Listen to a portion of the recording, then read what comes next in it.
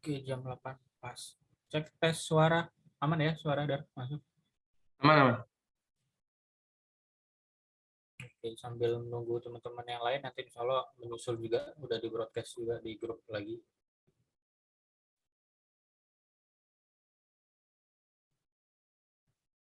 Oke, kita mulai. Bismillahirrahmanirrahim. Assalamualaikum warahmatullahi wabarakatuh. Waalaikumsalam. Selamat malam, selamat datang semuanya untuk peserta webinar bisnis kuliner pada malam hari ini. Kami dari tim Jago Food Group Indonesia. Alhamdulillah senang sekali kedatangan teman-teman peserta webinar pada malam hari ini. Kebetulan tema webinar bisnis kuliner malam ini, tema atau judulnya yaitu bisnis kuliner gerobakan omset miliaran. Wah, itu dari judul dan temanya udah menarik sekali tuh. Jadi dalam waktu insya Allah 2 jam ke depan, nanti 2 jam ke depan kita akan sharing materi dan ilmu tentang bisnis kuliner gerobakan dan gimana caranya bisa dapat omset sampai miliaran. Itu tips and triknya bagaimana, strateginya, rencananya bagaimana, segala macam. Nanti insya Allah bakal dijelaskan semua pada malam hari ini. Ini sebelumnya sambil tes ombak, mungkin ini saya lihat ada beberapa peserta yang mungkin udah ikut di webinar Jago Food Group sebenarnya. Mungkin bisa bantu di chat teman-teman yang udah pernah ikutan boleh ketik 1 di kolom chat, yang belum pernah boleh ketik angka 0 sambil tes ombak nih teman-teman yang malah yang pada ikutan pada malam hari ini gitu. Oh ya, sebelumnya perkenalan dulu. Perkenalkan, nama saya Gilang Abdu. Di sini dari tim Jago Food Group Indonesia. Pada malam hari ini selaku moderator dan pembawa acara di webinar pada malam hari ini. Insya Allah akan memandu acara ini sampai selesai nanti gitu. Dan tadi seperti teman-teman sudah bicara langsung untuk pemateri pada malam hari ini dari Jago Food Group Indonesia, ada CEO kita Mas Haidar Afif Maulana selaku CEO dari Jago Food Group Indonesia. Jadi Jago Food Group Indonesia ini kita menaungi beberapa brand kuliner, itu ada sate ayam jago, ada ayam guling borju, ada mie jempolan, ada sambal bakar Bang Jago, ada stik ayam jago, dan alhamdulillah brand-brand tersebut semuanya dalam naungan Jago Food Group Indonesia gitu. Jadi materi yang akan disampaikan akan di-sharing pada malam hari ini, insya Allah semuanya itu materi praktikal ya, materi yang sudah kita laksanakan, sudah kita jalani juga, jadi nggak hanya sekedar teori-teori aja gitu. Jadi insya Allah ilmu-ilmunya bisa bermanfaat juga dan bisa langsung dipraktekin sama teman-teman juga gitu. Oke, langsung saja tanpa berlama-lama. Oh ya, untuk teman-teman yang nanti ada pertanyaan, di tengah-tengah materi pun nggak apa-apa, nanti boleh langsung di kolom chat, ditulis di kolom chat, nanti di sesi Q&A, di akhir video, kita akan bahas pertanyaan teman-teman semua gitu. Oke, langsung saja tanpa berlama-lama untuk sesi selanjutnya, materi dari CEO Jago Food Group Indonesia kepada Mas Haidar Afif Maulana, dipersilakan.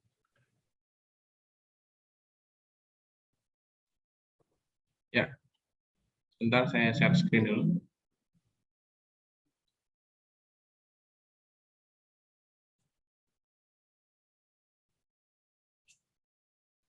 Oke. Assalamualaikum warahmatullahi wabarakatuh. Waalaikumsalam warahmatullahi wabarakatuh. Selamat malam semuanya. Alhamdulillah, Allahumma sholli ala sayyidina Muhammad wa ala sayyidina Muhammad. Baik, alhamdulillah pada malam hari ini, insya Allah saya CEO Jago Food Group Indonesia, Mas Haidar Afif Maulana, biasa dipanggil Afif, gitu ya, yang membawahi beberapa brand bisnis kuliner, diantaranya sate ayam jago, ayam guling borju, mie jempolan, stik ayam jago, gitu ya. Itu beberapa brand bisnis kuliner yang saat ini saya kelola. Gitu ya. Dan ini IG saya, Instagram saya. Setiap harinya saya di situ berbagi ilmu tentang bisnis kuliner, gitu ya, gratis. Nah, itu boleh silakan kalau mau di follow. Gitu ya. Oke. Pada malam hari ini, ya, saya akan membawakan materi tentang yaitu bisnis kuliner gerobakan, ya, omset miliaran. Bisa nggak sih ya? Bisa nggak sih bisnis kulinernya gerobakan, ya kan? Bisnis kuliner gerobak gitu ya, gerobak-gerobak gitu, ya. But kecil gitu ya, tapi omsetnya sampai miliaran. Bisa banget. Kenapa? Karena itulah yang terjadi juga di bisnis kuliner saya, gitu ya. Nah, bisa teman-teman lihat, nah ini outlet saya yang pertama, ini foto, ya, ini kemiling, ini bentuknya gerobakan, booth kayak gitu. Nah, dulu awal belum ada tenda, ya, belum ada tenda. Bahkan itu booth-nya, gerobaknya itu bekas saya beli, ya. 1 juta doang, gitu ya. Saya beli di OLX, waktu itu warna hijau, saya cat kuning. Jadi istilahnya mulai dengan ya seadanya, gitu ya, duit terbatas, di bawah 5 juta, gitu ya. Tapi kemudian bisa menghasilkan penjualan miliaran, Pak. Nah, gimana sih caranya? Nah, teman-teman saya mau tanya dulu ya, sebelum mulai ya. Sebelum kita mulai, saya mau tanya dulu. Mau nggak mencapai 1 miliar pertamanya dari bisnis kuliner gerobakan? Kalau mau, ketik mau di kolom chat. Nah, saya mau tahu dulu, ini teman-teman mau nggak nih? Jangan hadir pada malam hari ini nggak tahu nih tentang apa yang mau dicapai gitu kan? Nah, mau nggak nih? Mau capai 1 miliar pertamanya dari bisnis kuliner gerobakan ya? Gerobakan teman-teman, gerobakan aja lah, nggak usah mikir, nggak usah mikirnya mau bikin restoran gitu ya, yang modalnya apa besar ya kan, ratusan juta bahkan mungkin miliaran untuk bisa bikin tempat kuliner restoran gitu ya. Nah, sedangkan dengan gerobakan ini hanya modal yang sedikit gitu ya, tapi ternyata hasilnya bisa luar biasa kalau itu ya, kalau teman-teman tahu gimana cara jalaninnya. Gitu ya. Semuanya kalau ada ilmunya, ya semuanya kalau tahu caranya, itu insya Allah istilahnya apa ya? Kita punya mimpi nih, ya mau apa? Mencapai 1 miliar, oke itu mimpinya. Ya. Mencapai 1 miliar pertama, oke itu mimpinya. Nah kemudian tinggal, oke gimana caranya, ya kan? Tinggal gimana caranya? Pertama punya mimpi dulu, dan mimpi itu teman-teman kalau punya mimpi itu harus benar-benar istilahnya benar-benar dipegang gitu ya. Benar-benar dipegang. Kalau saya kebiasaan, saya punya tujuan, saya punya goal, saya selalu tulis gitu ya. Dan saya taruh di tempat yang saya sering lihat. Gitu ya. Sehingga saya ingat terus, oh ini goal yang mau saya capai. Ini goal yang mau saya capai. Nah, tinggal kemudian gimana caranya? Gimana caranya? Nah, caranya berarti saya paling gampang adalah ada satu buku itu kalau kita mau berhasil mencapai apa yang kita mau, paling gampang adalah kita lihat ada nggak orang yang sudah berhasil duluan. Ada nggak orang yang sudah berhasil duluan? Nah, tinggal kemudian apa? Kita bahasanya istilahnya itu reverse engineering. Bahasanya itu reverse engineering. Apa tuh? Itu bahasanya mungkin agak kurang ini. Jadi kita balikkan kembali. Runutkan kembali dari awal gitu ya. Dari awal orang itu gimana sih kok bisa sampai ke sana? Nah, step 1, step 2, step 3, step 4. Di reverse kembali, dikembalikan lagi dari awal, baru mulai gitu kan. Sehingga kita bisa apa? Oh, ternyata stepnya ini, stepnya 1, stepnya 2, stepnya 3, stepnya 4. Sehingga apa?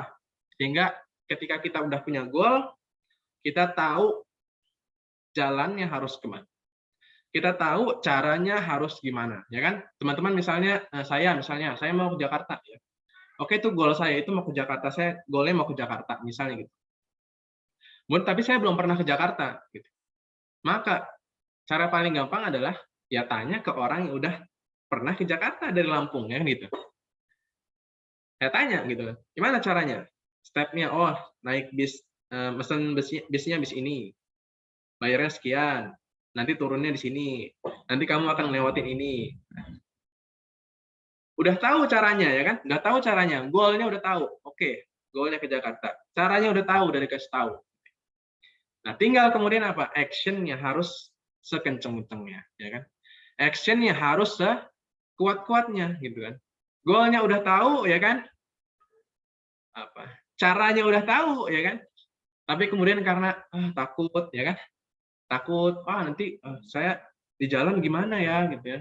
Nanti ada yang rampok lah, nanti ada yang musilin lah di jalan, gitu ya. Nah, itu kan kesulitan-kesulitan saat di perjalanan menuju daripada tujuan kita, ya kan? Kalau kita kemudian takut, nggak mau mempraktekkan apa yang sudah kita tahu, ya, akhirnya percuma, nggak akan sampai ke tujuan. Nah, analoginya seperti itu teman-teman. Ya, semoga teman-teman semua yang hadir pada webinar malam hari ini, ya istilahnya bisa mencapai 1 miliar pertamanya dari bisnis kuliner gerobakan. Tinggal ya setelah ini saya akan bagikan caranya. Gitu ya. Gimana caranya supaya bisa mencapai 1 miliar pertamanya dari bisnis kuliner gerobakan. Oke, mau ya teman-teman ya? Ya. Oke, kita lanjut dulu. Pertanyaan paling besarnya, yaitu why. Ya. Kenapa? Kenapa sih milihnya bisnis kuliner gerobakan? Saya sedari awal berbisnis kuliner, gitu, saya milih untuk berbisnis kuliner gerobakan. Ya. Walaupun why-nya itu, kenapanya itu mungkin lebih besarnya adalah karena keadaan. Gitu. Karena keadaan. Apa? Modal yang terbatas, ya kan? Modal yang terbatas waktu itu, pengetahuan yang terbatas. Gitu. Sehingga bisnis kuliner gerobakan ini menjadi opsi terbaik, ya, menjadi opsi terbaik untuk kita yang baru memulai bisnis kuliner. Ya. Nah, kemudian pertanyaannya kenapa? Pertama, yaitu karena low cost. Karena low cost. Modal di awal tidak terlalu besar, sehingga apa? Sehingga resiko menjadi rendah. Dan strategi untuk bisa balik modal itu lebih cepat. Ya bahkan mungkin ya, itu 1 bulan 2 bulan kita jualan udah balik modal. Karena modal yang harus kita siapkan untuk membuka atau memulai bisnis kuliner, terutama yang gerobakan ini, yang nggak besar. Saya mau cerita di awal saya mulai bisnis kuliner. Nah, ini adalah outlet sate ayam jago pertama, gitu ya. Sate ayam jago pertama. Tapi bentuknya nggak kayak gini ya. Oh, ini udah tendanya, gitu ya. Ini dulu cuma ada booth-nya aja. Cuma ada booth-nya aja. Dulu di awal, ketika saya sebelum memulai kuliner sate ayam jago ini, gerobakan ya, itu booth-nya saya cari bekas. Di mana? Di OLX. Gitu. Saya cari, ada nggak ya jual bekas? Oh, ada yang jual sejuta. Oke, saya beli. Gitu. Kemudian warnanya itu kuning, itu bekas ayam geprek. Nah, bekas ayam geprek saya cat jadi warna kuning. Gitu. Saya cat jadi warna kuning. Terus kemudian saya pasang lampu 3 kuning gede. Gitu. Sehingga sate saya itu jadi mencolok dan berbeda dengan sate-sate yang lain. Tapi awal belum ada ini ya tenda kayak gini. Dan awal semua saya yang lakuin. Ya. Mulai dari belanja ke pasar habis subuh, ya. Belanja ke pasar habis subuh, selesai jam 7 belanjanya, kemudian lanjut ke dapur rumah, ya. Saya mulai dari dapur rumah, gitu ya. Dan sedangkan sekarang kita udah punya tempat produksi kita sendiri, gitu ya. Dulu saya mulai dari dapur rumah, gitu ya. Nah, kemudian sampai sore masak, ya, masak bumbunya, motongin dagingnya, nusukin satenya, sampai dengan sore, ya sore. Itulah kenapa kebanyakan tukang sate mulai jualannya sore sampai malam. Kenapa? Karena ya dia habis subuh sampai dengan sore itu waktunya dia produksi, gitu. Ya kan. Sama waktu itu ketika saya sendiri ya yang ngejalanin semuanya, ya nggak ada waktu gitu, nggak ada waktu untuk bisa istilahnya mau jualan siang, ya. Walaupun sebenarnya ada pasarnya teman-teman, ada yang mau beli siang. Buktinya apa? Saya jualan sate ini siang. Sekarang udah bisa karena saya udah punya karyawan gitu. Saya mengawali ini dari nol, gitu ya. Dari nol karyawan, ya saya sendiri. Sampai dengan sekarang udah ada 50 karyawan yang kerja untuk saya. Tuh. Mengawalinya dari mana? Dari nol, ya. Dari nol, saya sendiri semua yang ngelakuin, ya. Dan teman-teman juga sama ketika nanti baru mulai, ya jangan istilahnya gengsi ataupun aduh, masa saya harus ke pasar sih, masa saya harus masak ini kotor dan sebagainya.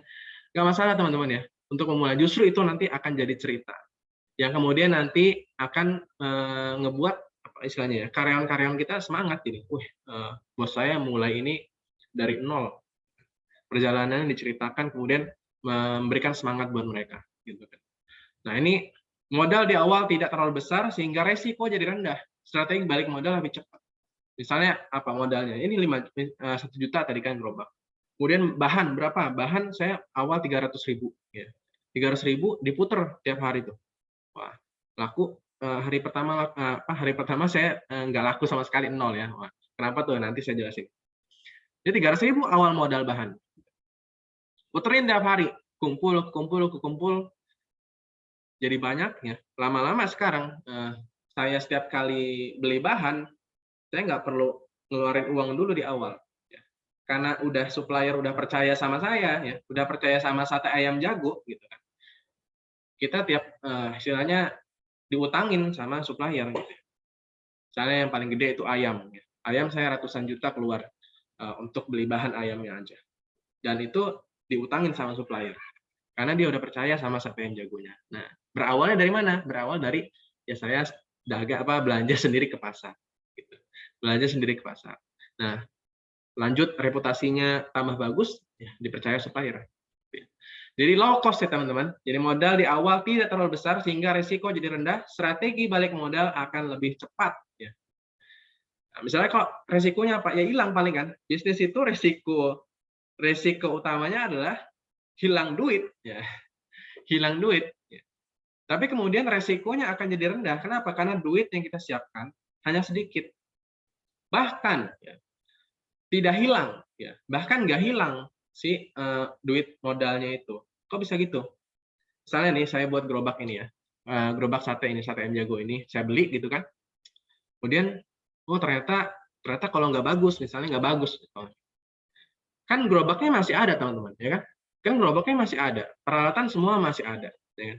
Tinggal kemudian apa? Oh berarti kalau produknya ini kurang bagus, ya saya tinggal ganti aja. Ya. Saya tinggal ganti aja produknya. Yang tadi jualan sate, jualan apa? Bisa jualan mie. Ya, tanpa harus istilahnya mengeluarkan uang yang lebih banyak ya. Misalnya kalau kita buka restoran gitu ya, wah itu modalnya besar banget ya kan. Dan kalau ada perubahan maka renovasinya juga wah luar biasa. Ataupun misalkan ternyata gagal di tempat tersebut ya, di tempat tersebut kurang bagus nih prospeknya. Gitu ya. Maka ya istilahnya tinggal pindah tempat, ya kan? Gerobaknya tinggal diangkut gitu lah. Tapi kalau kita beli bangunan atau ngontrak gitu ya, ruko setahun misalnya, ya rata-rata kan harus setahun minimal gitu ya. Itu harus ngeluarin uang gede di awal ya kan, padahal belum tentu istilahnya bisa berhasil, terutama untuk kita yang baru mulai. Tapi kalau kita udah istilahnya udah expert gitu ya, ya boleh-boleh aja. Ya, semua kan bisa dihitung gitu ya. Semuanya bisa dihitung. Oke, jadi low cost. Nah, kemudian yang kedua yaitu scalable. Kenapa? Bisa kesempatan untuk membuka cabang itu lebih cepat dan fleksibel. Kok saya bisa bilang gitu? Kenapa? Karena pertama tadi low cost ya. Untuk kita bisa ngebuka satu outlet ya, itu ngebutuhin modal yang kecil gitu ya. Makanya saya gitu ya, ini sate ayam jago ini cabang saya yang pertama gitu ya. Cabang saya kedua itu buka setelah saya jalan 4 bulan. Saya jalan 4 bulan, ngumpulin hasil dari ngumpulin uang selama 4 bulan gitu ya. Kemudian buka cabang yang kedua.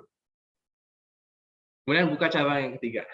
Buka cabang yang keempat. Buka cabang yang kelima, keenam, ketujuh, kedelapan, kesembilan, ke-10.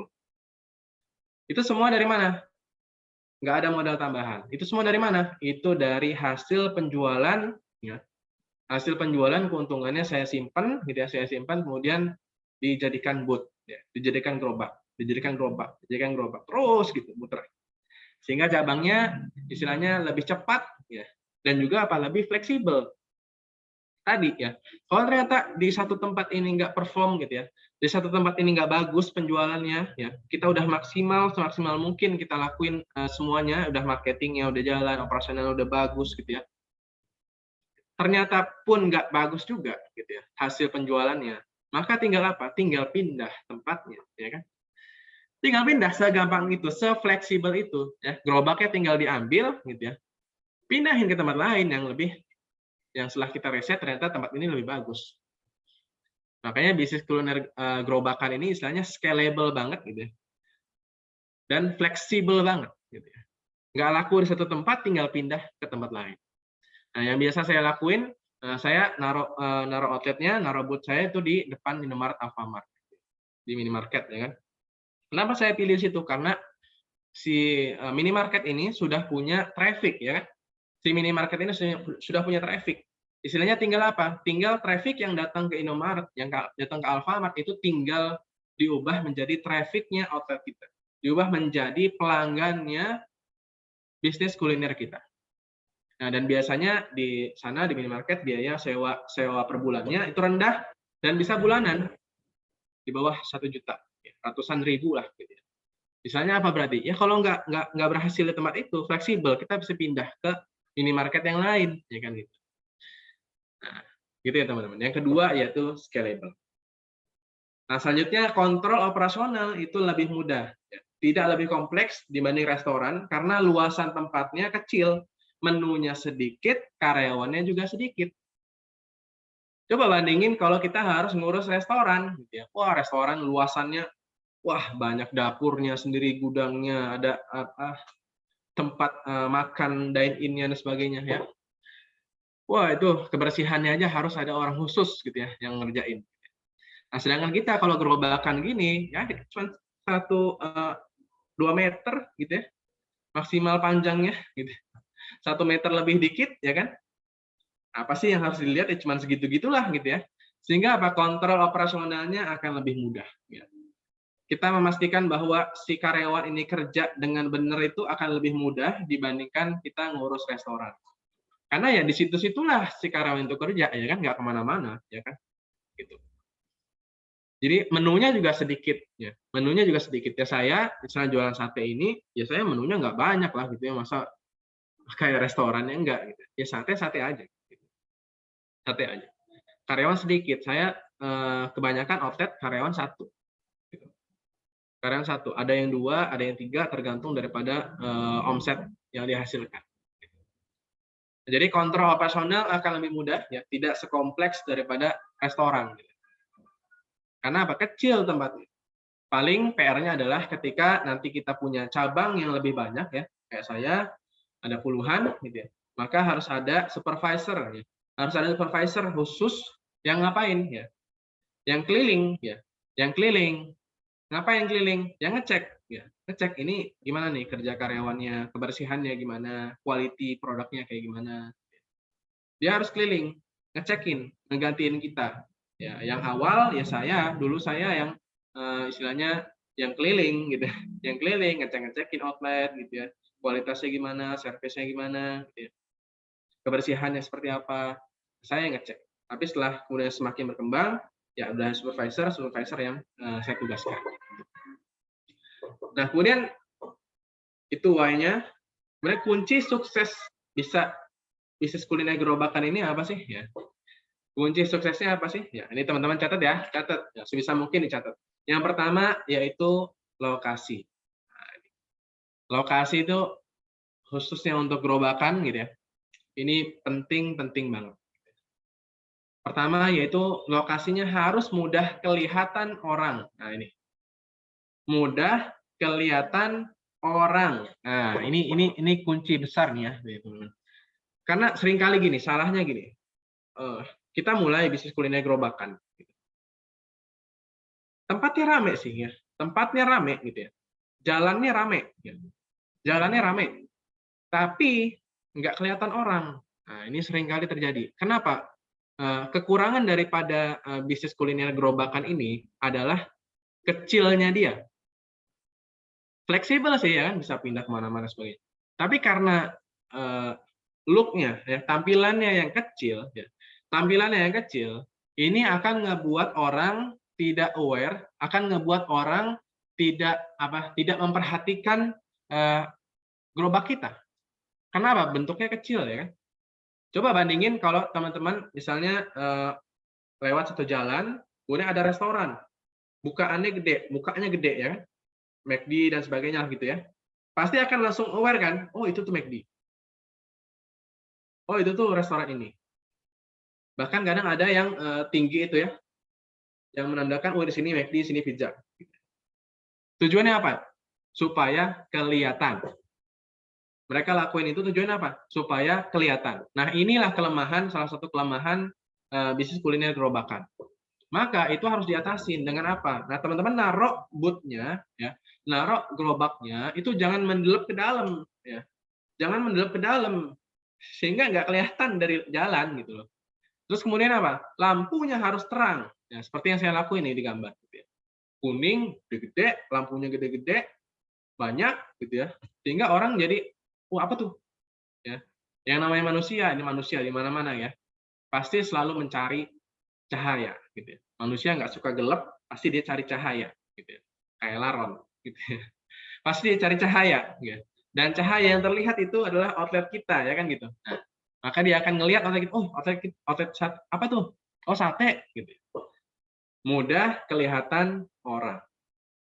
Nah, kemudian jadi itu ya teman-teman, harus diatasin ya kekurangan daripada gerobak ini yang kecil, yang susah untuk terlihat itu. Caranya gimana? Tadi ya, taruh itu jangan jauh dari jalan ya. Ya sebagaimana pertama yang tadi yang saya ini nih sampingnya benar-benar jalan langsung gitu.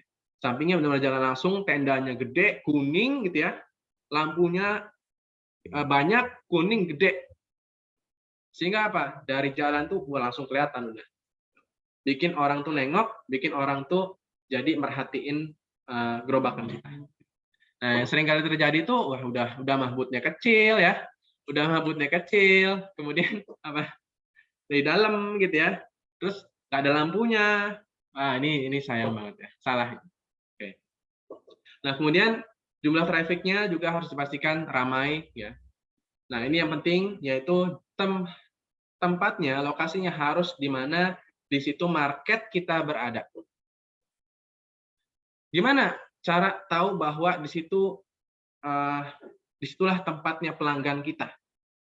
Disitulah lokasi yang banyak pelanggan kita atau calon pelanggan kita. Gimana cari tahu? Cari tahunya gampang. Ketika saya awal buka bisnis kuliner sate ini, sate ayam jago, saya kan bingung ini kira-kira lokasinya di mana ya. Kemudian setelah saya coba pelajarin tentang bisnis kuliner, akhirnya saya nemu satu. Kalau gitu paling gampang adalah cari yang di situ banyak pedagang yang serupa dengan bisnis kuliner kita. Misalnya saya sate, saya cari di mana ya daerah yang banyak tukang satenya. Di mana ya daerah yang banyak tukang satenya. Nah, akhirnya kemudian ternyata itu di daerah saya sendiri, di dekat rumah saya. Radius 2 km ada 10 tukang sate. Ya kemudian saya cobain tuh semuanya, saya cobain sate-satenya, saya timbang, saya riset, saya tanya gitu ya. Nah, saya buka di situ. Dan hasilnya gimana? Alhamdulillah. Nah, cabang saya yang pertama, itu yang sekarang pun masih menjadi cabang yang omsetnya paling tinggi. Ribuan tusuk sate per hari. Gitu. Yang dimana di situ banyak tukang satenya. Nah, teman-teman juga sama, nanti ketika memilih bisnis kuliner gitu ya, mana nih yang suka ayam ya kan, misalnya mau jualan ayam goreng, ayam geprek dan sebagainya, di daerah mana nih ya yang banyak yang suka ayamnya gitu ya. Nah, pilih di situ gitu ya, pilih di situ sama seperti saya. Itu berlaku ketika saya buka di cabang yang kedua, cabang yang ketiga, selalu saya cek ini mana tukang satenya gitu ya. Mana tukang satenya, saya cek ada nggak ya tukang satenya. Cabang saya yang ketiga itu bahkan lebih gila lagi gitu ya. Radius 1 km ada 12 tukang sate. Ada 12 tukang sate. Hasilnya gimana? Alhamdulillah. Gitu. Jadi justru kalau kita, justru mungkin ya teman-teman yang mau mulai bisnis kuliner kan takut gitu ya. Kan takut, wah nanti kalau saya naruh booth saya, naruh gerobak saya di tempat yang di situ banyak pesaingnya, nanti saya nggak bisa bersaing ya kan. Nanti saya nggak bisa menang gitu ya. Soalnya itu kan udah pada lama tuh jualannya, sedangkan saya baru mulai gitu ya. Pasti kan yang ada di pikiran kayak gitu kan, saya nyari yang sepi lah pesaingnya gitu ya. Saya nyarinya tempatnya yang nggak ada pesaingnya lah, supaya saya bisa menang gitu istilahnya. Padahal justru teman-teman gitu, cari yang di situ banyak pesaingnya. Ya, tinggal kemudian gimana caranya supaya kita ya itu punya produk yang bisa menawarkan sesuatu yang lebih dan berbeda. Sehingga apa? Kemudian kita bisa menghasilkan atau mendapatkan pelanggan kita sendiri. Istilahnya kita rame, ya pesaing-pesaing kita ya rame juga gitu. Kenapa? Karena produk kita itu ada sesuatu yang berbeda, ada value yang berbeda, ada nilai yang berbeda dibandingkan dengan pesaing-pesaing kita di daerah tersebut. Dan kalau bisa nempel sama minimarket. Kenapa tadi saya bilang? Karena di minimarket ini dia sudah punya traffic, ya kan? Dia sudah punya traffic dan dia juga sudah ngelakuin riset gitu ya. Tinggal kemudian kita dompleng, ya. Tinggal kita dompleng aja si minimarket ini, gitu ya. Trafficnya kita dompleng, ya. Kita ambil tuh orang-orang yang belanja ke minimarket itu untuk jadi pelanggan kita juga gitu ya. Nah, gitu ya teman. Oke, itu lokasi. Nah, kemudian apa lagi? Kita harus observasi market ya. Cek titik keramaiannya ya teman-teman, nanti itu rajin-rajin istilahnya keliling gitu ya. Cek titik keramaiannya, terus cek semua kompetitornya, cobain semua ya.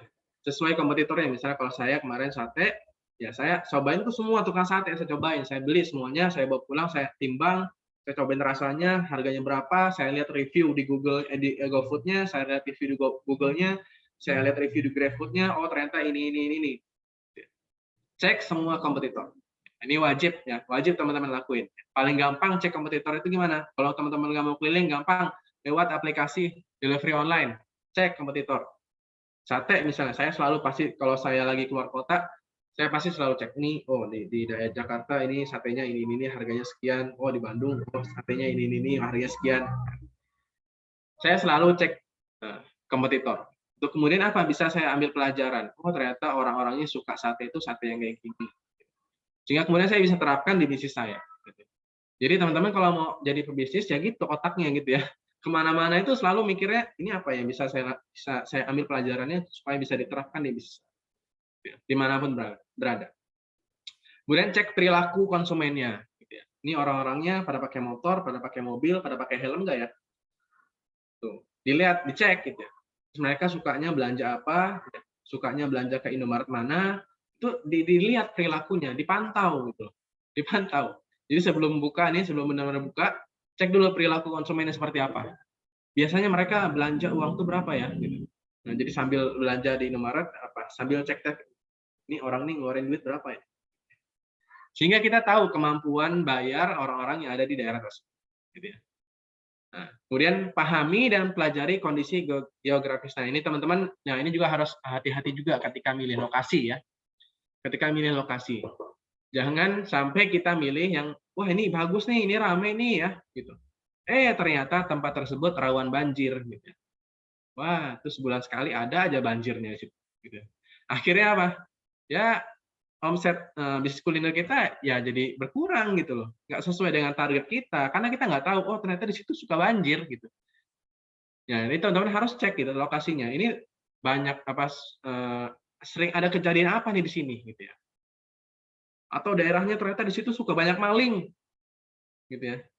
Nah jangan pilih gitu kan udah tahu di situ kondisinya seperti itu ya kita jangan pilih gitu ya. Nah, kemudian juga nah ini penting banget, bangun komunikasi dengan pihak berwenang. Nah, kita gerobakan, kuliner gerobakan, ini kan istilahnya street food ya. Street food, nah itu pasti ya berurusan dengan yang street ya, dengan pihak berwenang seperti apa? Preman gitu kan. Seperti preman-preman. Nah, itu juga sama. Kita harus bangun hubungan dengan mereka ya. Bangun hubungan baik dengan mereka gitu loh. Datengin ya kan? Datengin, kemudian yang ngobrol, ajak ngobrol, terus ya apalah minta izin gitu kan, kasih tahu ya kasih produk kita gitu kan supaya dia seneng gitu. Jadi harus bangun komunikasi dengan pihak berwenang. Dengan tukang parkir juga sama gitu ya. Tukang parkir saya briefingin gitu ya. Tukang parkir saya briefingin kenapa nih kalau nanti ada yang beli sate saya ini ya yang ramah, nah gitu di briefingin, kadang suka kasih hadiah dan sebagainya. Jadi harus bangun komunikasi dengan pihak berwenang. Nah, kemudian ini mulai dari yang udah laku. Mulai produknya atau pilih produknya itu mulai dari yang udah laku, yang udah jelas-jelas aja lah, yang demand-nya udah ada, tinggal kasih nilai jual dan pembeda gitu. Jadi jangan teman-teman ketika apalagi yang baru mulai gitu ya, itu milihnya itu yang aneh-aneh tuh ya, yang aneh-aneh. Yang apa nggak tahu demand-nya ini ada nggak ya, ini yang minta ini ada nggak sih, yang penyukanya ini ada nggak sih, karena saking kreatifnya kita gitu kan, saking kita tuh mau membuat sesuatu yang berbeda gitu ya, kadang malah justru istilahnya ya nggak ada marketnya gitu, nggak ada pembelinya. Nah maka ya pilih aja produk kuliner yang udah jelas-jelas laku. Ya, demand-nya udah ada, tinggal kasih nilai jual dan pembedanya. Gitu. Sama seperti yang saya lakuin. Waktu itu saya coba list bisnis kuliner apa ya kira-kira yang mau saya pilih kan gitu ya. Oke, saya mulai aja lah dari yang udah jelas-jelas laku. Nah, waktu itu saya list ada ayam geprek, ada ayam goreng, ada sate ini salah satunya gitu ya. Kemudian di antara itu saya pilih, oh udah sate lah. Kemudian saya riset lebih lanjut. Nah, tadi kan saya kelilingin tukang sate itu, saya cobain semuanya gitu ya. Saya cobain semuanya. Sambil saya tanyain juga ke tukang satenya, "Bang, udah jualan berapa lama?" Ternyata ada yang jawab 10 tahun, ada yang jawab 11 tahun, ada yang jawab ini warisan dari bapaknya. Wah, ini mantap ini. Ini berarti jelas-jelas apa? Jelas-jelas si produknya ini demand-nya jelas udah ada banget gitu ya. Kenapa? Ya ini si produknya ini bisa ngidupin orang ini sampai 10 tahun loh. Bahkan ada yang udah diwariskan ke anaknya, ya kan? Ini salah satu wujud ya, salah satu wujud wah ini luar biasa nih bisnis kuliner ini. Nah, teman-teman juga sama ya, teman-teman juga sama ketika cek lagi pedagangnya, tanyain ke pedagangnya. Ya. Udah jualan berapa lama? Karena itu salah satu kunci kita ketika mau mulai bisnis kuliner. Ya. Kalau kita pilih produk yang tren-trenan, ya, bukan berarti nggak boleh. Ya. Boleh ketika kita sudah punya produk yang utama, seperti saya sate. Gitu. Kita udah punya produk yang utama yang jelas ini udah laku, ya, demand-nya ada, ya. Kuliner legend, nah, kuliner legendnya Indonesia, gitu kan, sate. Teman-teman carilah ya di review-review YouTube ya, YouTube tentang sate, yang nanyain berapa lama abang ini udah jualan. Itu pasti jawabnya minimal tuh 10 tahun. Ya. Berarti apa? Ini pasarnya ada bahkan berkembang. Ya, pasarnya ada bahkan berkembang. Yang tadinya mungkin pelanggannya adalah bapaknya, sekarang pelanggannya adalah anaknya. Gitu. Karena umurnya udah 10 tahun, belasan tahun gitu. Ya teman-teman, jadi ketika milih bisnis kuliner pastikan yang seperti itu dulu. Ya mulai dari yang udah laku, kemudian tinggal kita tambahin aja. Gitu. Tambahin yang tren-trenan. Nah, kita ngikutin tren, kita tambahin tren-trenan, nggak apa-apa. Sebentar aja. Gitu. Kita ikutin trennya. Habis itu nanti kan trennya hilang kan, ya, namanya tren gitu kan. Kita ikutin tren yang lain. Tapi tetap ada produk utama kita, ya. Misalnya saya pilih ini sate. Jadi mulai dari yang udah laku, yang demand-nya udah jelas ada, tinggal kasih nilai jual dan pembedanya apa. Nah, saya buat kasih nilai jual di sate saya apa? Waktu itu saya sering ngeliat di review-review tukang sate, review-review di GoFood-nya lah gitu ya, di Google dan sebagainya. Saya lihat, oh ini satenya kecil, satenya banyak lemaknya, satenya banyak kulitnya gitu. Kemudian saya terpikir, oh, kalau gitu saya buat sate yang satenya full daging semua, dagingnya besar gitu ya, dagingnya besar. Nah, sehingga saya kasih nama sate ayam jago. Ayam jago itu bukan berarti ayamnya dari ayam jago ya, tapi itu menggambarkan daripada produk yang saya jual. Ayamnya gede ya kan, ayam jago pasti gede dong gitu ya. Kemudian apa? Berotot kan ayam jago itu. Otot itu apa? Daging semua. Nah, sama dengan produk kita, sama dengan produk saya. Gitu. Satenya besar, daging semua, tapi dari sisi harga sangat terjangkau. Sehingga konsumen itu ya alhamdulillah luar biasa. Ya, di hari pertama saya jualan itu 0 tusuk terjual. Di hari kedua saya jualan 150 tusuk. Di hari ketiga saya jualan 350 tusuk. Nah, kemudian nggak lama dari itu nambah 400, 500, 600, 700 sampai kemudian pas banget setelah itu bulan Ramadan omset saya istilahnya sehari langsung terjual ribuan tusuk. Dan ketika saya grand opening di cabang-cabang saya selanjutnya, di hari pertama grand opening bahkan langsung terjual ribuan tusuk. Nah, itu gimana caranya? Nah, ini kunci grand opening. Ketika teman-teman tadi udah milih lokasi, ya kan, terus udah pilih juga produknya apa yang mau dijual, gitu ya.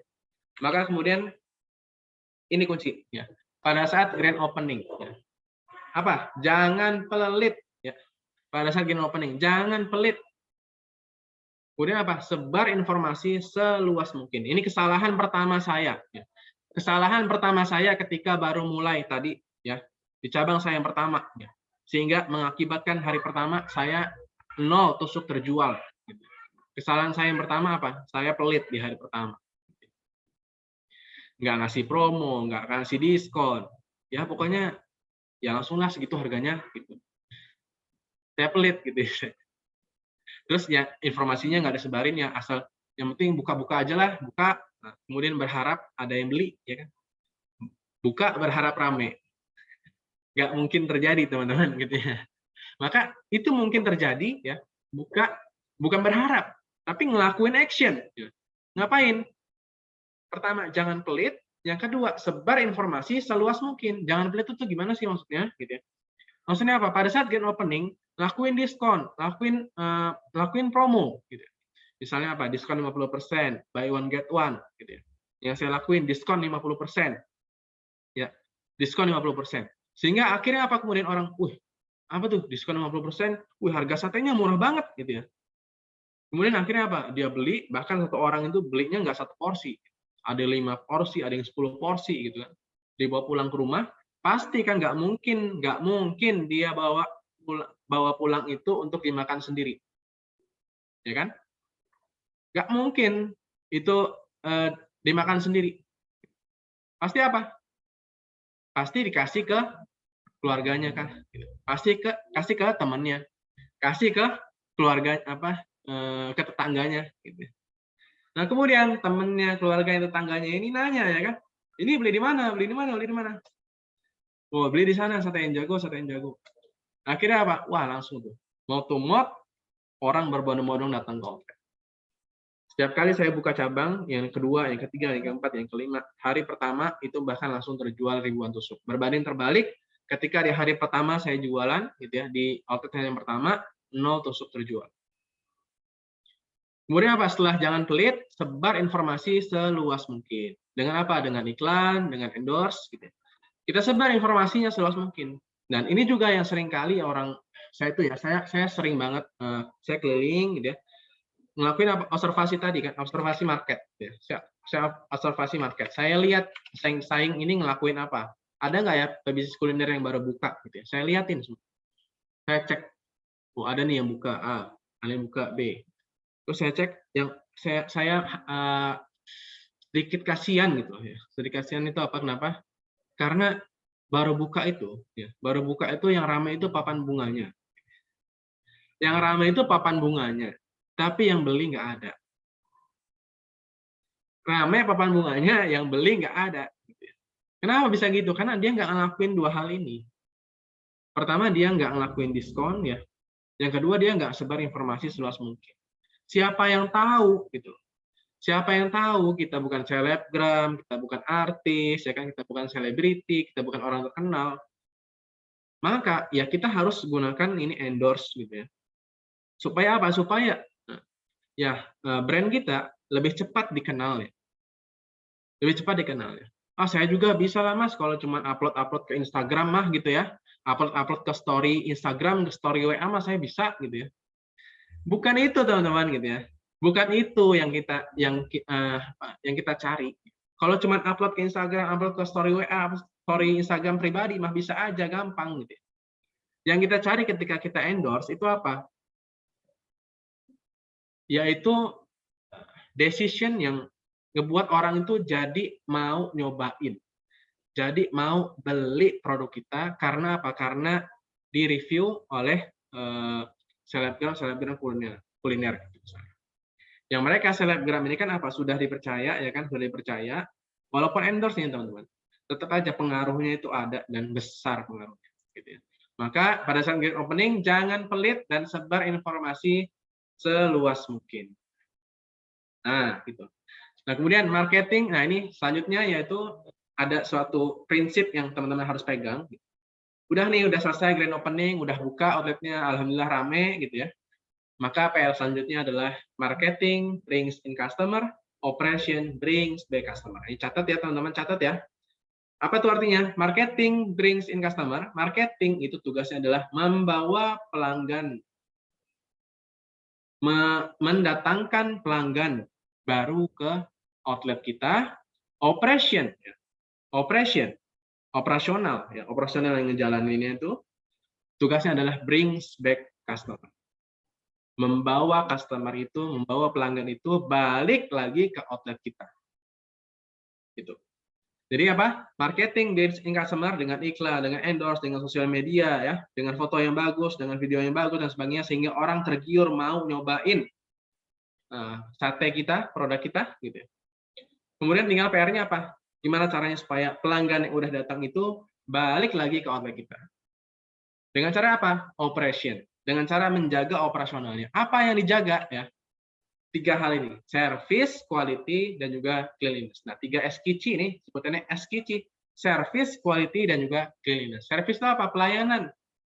Mulai dari pelanggan itu datang, mulai dari tukang parkir sampai dia nerima produknya, pulang, itu harus kita perhatikan. Ya. Harus kita lihat. Ya. Kita sebagai owner, gitu ya, harus lihat nih, pas pelanggan datang, terus pelanggan mesen, pelanggan nunggu pesanannya, pelanggan terima pesanannya, pelanggan bayar, pelanggan pulang, itu dilihat, ya, itu dilihat, dicek. Ada sesuatu yang bisa diimprove nggak dari service, gitu. Ya, service pelayanan. Yang kedua yaitu quality, kualitasnya. Yang namanya produk kuliner, yang namanya bisnis kuliner, enak itu udah pasti. Enak itu udah bukan lagi jadi apa ya? Jadi slogan yang bisa diomong-omongin gitu misalnya. Saya ayam geprek terenak di Jakarta. Nggak bisa kayak gitu, teman-teman.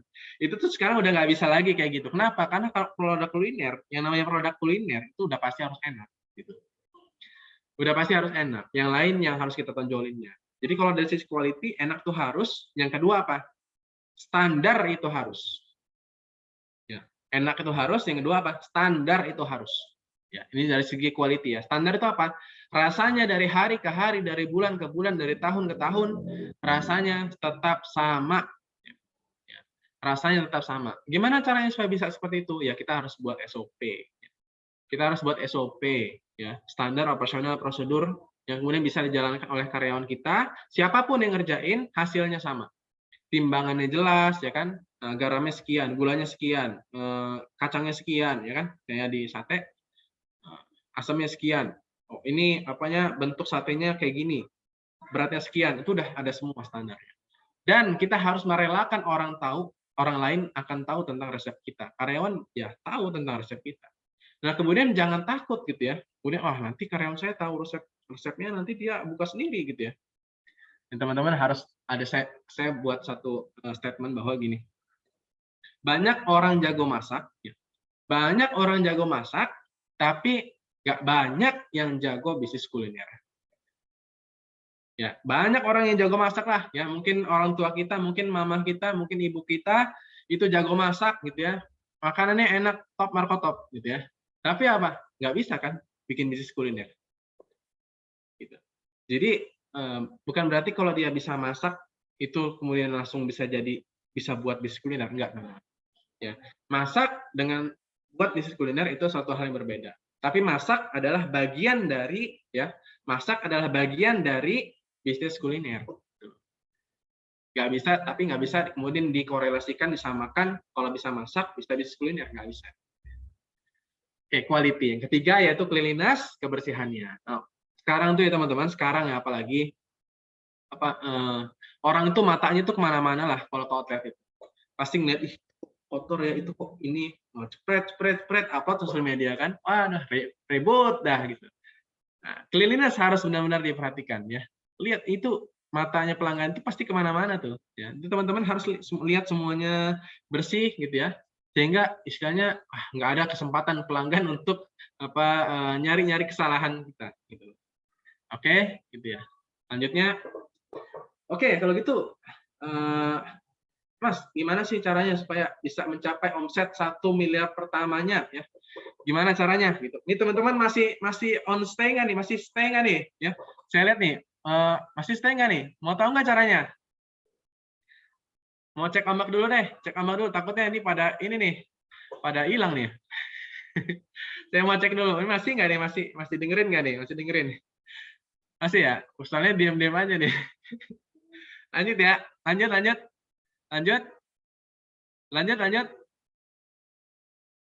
Lanjut ya. Oke, lanjut ya. Oke, lanjut. Gimana sih caranya bisa mencapai omset 1 miliar pertama? Gimana caranya? Kayak gini teman-teman ya. Yang namanya penjualan, ya, yang namanya omset, ya, yang namanya omset itu sebenarnya kalau dirumusin ya, omset sama dengan omset itu adalah sales ya. Sales itu sama dengan TC dikali APC. Nah, teman-teman coba sambil dicatat ya, sambil ditulis-tulis juga gitu ya, supaya paham. Yang namanya sales, yang namanya penjualan, yang namanya omset itu adalah TC dikali sales. TC dikali sales. TC dikali APC, maaf. TC dikali APC. Sales sama dengan TC dikali APC. Ya. Sales sama dengan TC dikali APC. Saya ulangi. TC itu apa? Total transaksi. APC itu apa? Rata-rata penjualan per transaksi. Misalnya, ya, contohnya TC-nya 100. APC-nya 20.000. Ya. Total transaksi yaitu total transaksi yang terjadi dalam sehari. Total transaksi atau total orang yang datang untuk beli ke outlet kita dalam sehari berapa? Dihitung. Ya. Misalnya 100. Nah, kemudian rata-rata penjualan per transaksinya berapa? Sama, dihitung juga. 20.000 misalnya. Berarti berapa? Berarti berapa omset atau sales yang terjadi dalam sehari? 100 sama 20.000. 100 kali 20.000. Apa? 200.000. Oke, kemudian tinggal kita jabarkan ke target kita. Ya. Target kita berapa? 1 miliar. Oke.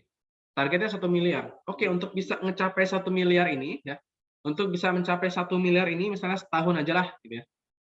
Untuk bisa mencapai 1 miliar dalam setahun ini, harus gimana? Ya.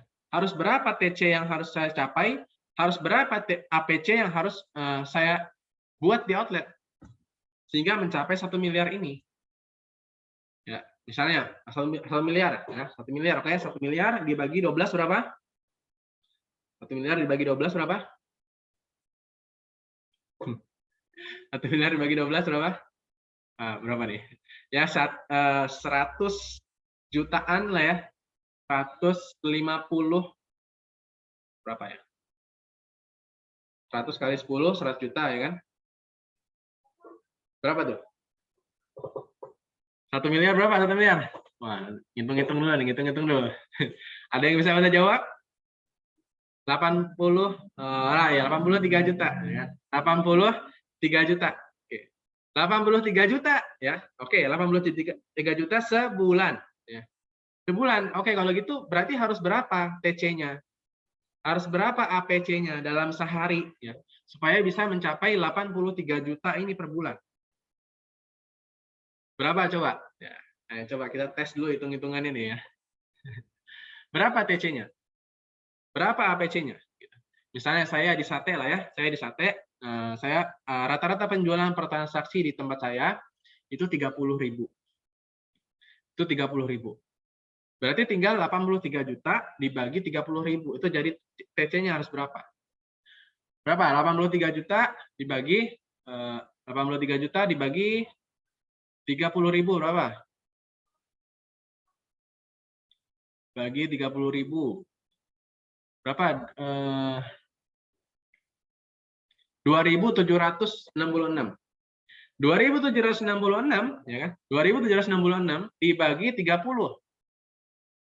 Ya. Dibagi 30. Berapa? 92. Ya, 92 TC, ya. 92 TC atau ya di ini aja lah ya, dibuletin jadi 100. Nah, 100 gitu ya. Berarti saya kalau mau mencapai omset 1 miliar, ya, pertama di bisnis kuliner di setahun ya, dalam waktu setahun saya butuh omset ini kalau di omset ya 27 juta, tapi paling gampangnya adalah berapa TC-nya? 100. Sehari harus ada orang yang datang ke outlet saya 100 orang. Ya.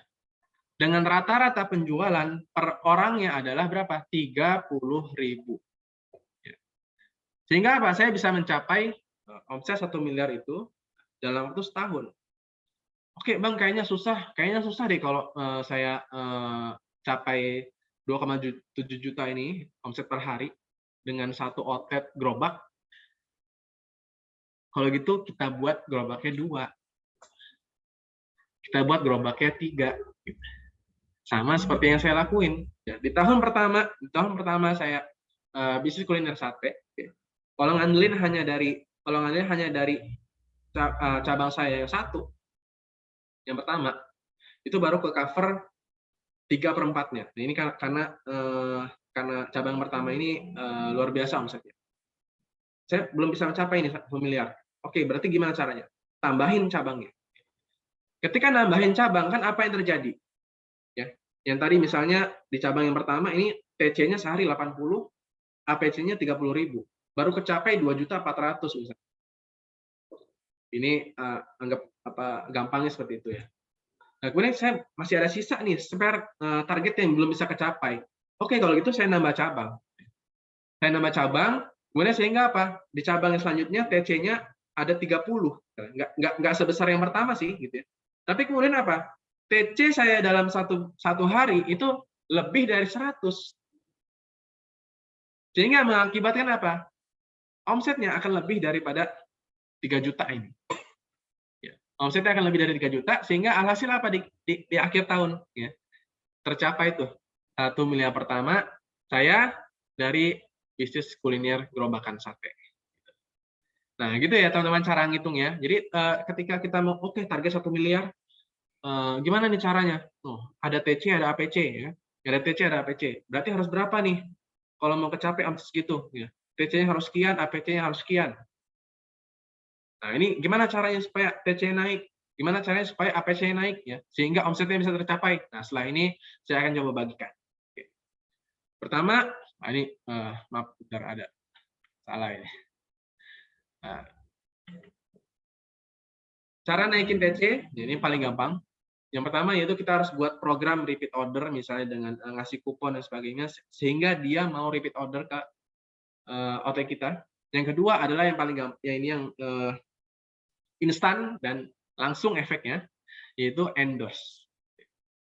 Ketika kita endorse, yang terjadi adalah nanti akan semakin banyak orang yang tahu, ya, yang tadinya nggak tahu kemudian jadi tahu, yang tahu kemudian jadi mau nyobain. Sehingga alhasil apa kemudian? Banyak orang yang datang kan ke outlet karena penasaran, karena mau nyobain. Gitu. Sehingga yang terjadi apa tadi? Yang terjadi apa? Total transaksinya akan bertambah karena munculnya orang-orang baru ya, yang mau nyobain sate kita, yang mau nyobain produk kita. Gitu ya teman-teman. Nah kemudian gimana caranya supaya APC naik? Nah 3 hal ini. Kita harus buat produk paket, kita harus lakuin upselling, kita harus ngelakuin cross-selling. Jadi ketika misalnya di online, ya, aplikasi online, kita buat produk-produk paket. Ini juga dilakuin oleh McD, oleh KFC, dan banyak restoran-restoran kuliner-kuliner yang udah istilahnya nasional dan besar gitu ya. Coba pasti mereka misalnya McD gitu ya. Itu pasti di awal langsung nawarin apa? Bukan yang satuan ya. Bukan yang satuan, tapi apa? Bundling langsung paket ini, paket A, paket B, paket C. Sehingga apa? Sehingga APC-nya bisa tercapai tadi. Misalnya kan rata-rata penjualan per transaksinya saya maunya 30.000 misalnya tadi. Oke, berarti supaya bisa 30.000, berarti apa aja yang harus kejual, ya kan gitu. Oke. Buat produk paket. Nah, yang kedua yaitu upselling. Nah, teman-teman sekalian, ketika pelanggan sudah datang ke outlet, maka wajib harus kita lakuin namanya upselling. Kenapa? Karena pelanggan datang ke outlet itu nggak mudah ya. Pelanggan untuk bisa datang ke outlet itu prosesnya panjang, mulai dari dia nggak tahu jadi tahu, dari tahu jadi mau, dari mau itu kemudian action beli datang ke outlet, itu perjalanannya panjang teman-teman. Mungkin kita harus endorse dulu ya kan. Mungkin dia harus tahunya ya dari temennya, dia baru tahu tentang kita, kemudian setelah tahu dia jadi mau, kemudian datang ke outlet kita, itu perjalanannya panjang. Nah kemudian ketika dia udah datang dan kita hanya menerima daripada apa yang dia minta gitu ya, yang dia minta misalnya ini pelanggan datang ke outlet saya, kemudian bang satenya 1, gitu. Bang satenya 1, gitu ya. Satenya 1. Terus, oh ya, udah nih satenya. Udah gitu doang. Aduh, sayang banget teman-teman ya. Ini sering banget ya yang terjadi di UKM-UKM ya, terutama ya yang gerobakan lah utamanya gitu ya. Itu nggak sama sekali nggak ngelakuin upsell ya. Sama sekali nggak ngelakuin upsell. Padahal aduh sayang banget ya. Tadi saya bilang pelanggan itu untuk bisa datang ke outlet kita itu perjalanannya panjang. Dari nggak tahu jadi tahu, dari tahu jadi mau, dari mau jadi action, mau ngeluarin duit. Itu tuh perjalanannya panjang, teman. Ketika datang harus di upsell. Gimana caranya? Upsell itu adalah menaikkan kuantiti daripada apa yang dia minta. Misalnya tadi mau beli satenya 1, kita tawarin jadi 2 gitu. Nggak 2 sekalian Kak gitu ya. 2 sekalian Kak buat orang rumah gitu kan, nanti kurang. Di upsell. Nah, kemudian apa? Di cross sell. Di cross selling. Cross selling itu apa? Menawarkan produk yang berbeda daripada apa yang dia minta. Misalnya tadi dia maunya beli sate daging misalnya gitu ya. Kita tawarin apa? Tawarin lontong. Lontongnya sekalian Kak, 2.000 aja. Memang sih nggak semua yang kita tawarin itu kemudian jadi beli apa yang kita tawarin. Nggak mungkin ya, nggak mungkin kita semua yang kita tawarin pasti langsung closing ya, nggak mungkin teman-teman ya. Nggak ada tuh di mana-mana kayak gitu, nggak ada. Tapi setidaknya dari apa yang sudah saya pelajarin ya, dan yang terjadi di tempat saya juga, itu 20% daripada orang yang kita tawarin, misalnya kalau dari 100 berarti 20 orang itu akan closing. Dan tadi kalau kita nawarin lontong, saya nawarin lontong gitu kan, yang harganya 2.000 satu lontongnya, closing ke 20 orang, artinya dapat omset berapa? 40.000 ya. 40.000 ya, 40.000 kali sebulan berapa? 1.200.000. Dapat penjualan tambahan 1.200.000 ya, hanya karena nawarin lontong ya. Yang itu mungkin penjualannya tidak akan terjadi kalau nggak ditawarin. Tawarin aja, mau dia istilahnya kemudian menerima tawaran kita atau enggak ya, itu mah urusan lain gitu. Yang penting apa, kita udah action ya, kita udah nawarin. Dan menurut pengalaman saya ya di bisnis kuliner saya sendiri, 20% seenggaknya dari orang yang kita tawarin itu akan closing. Gitu. Ya teman-teman.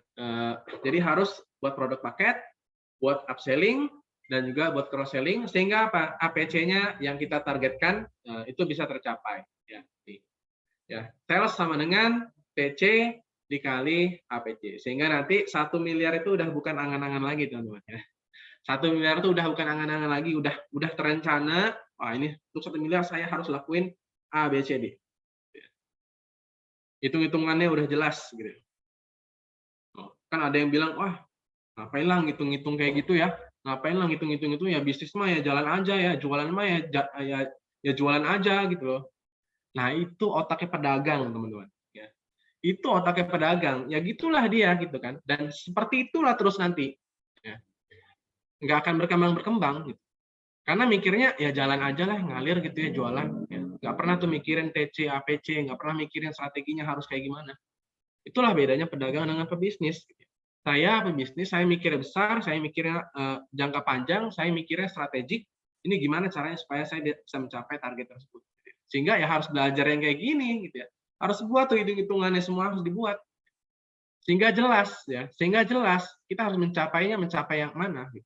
Enggak yang kemudian kayak pedagang ya yang ngalir gitu aja.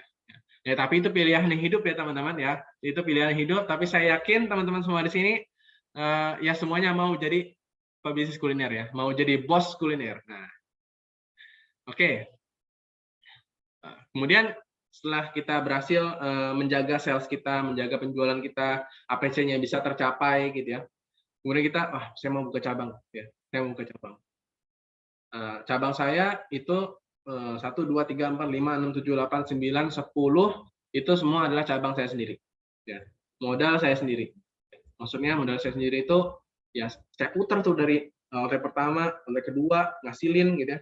Simpen, putar lagi, simpen, putar lagi, simpan, putar lagi, buat gerobak dan sebagainya.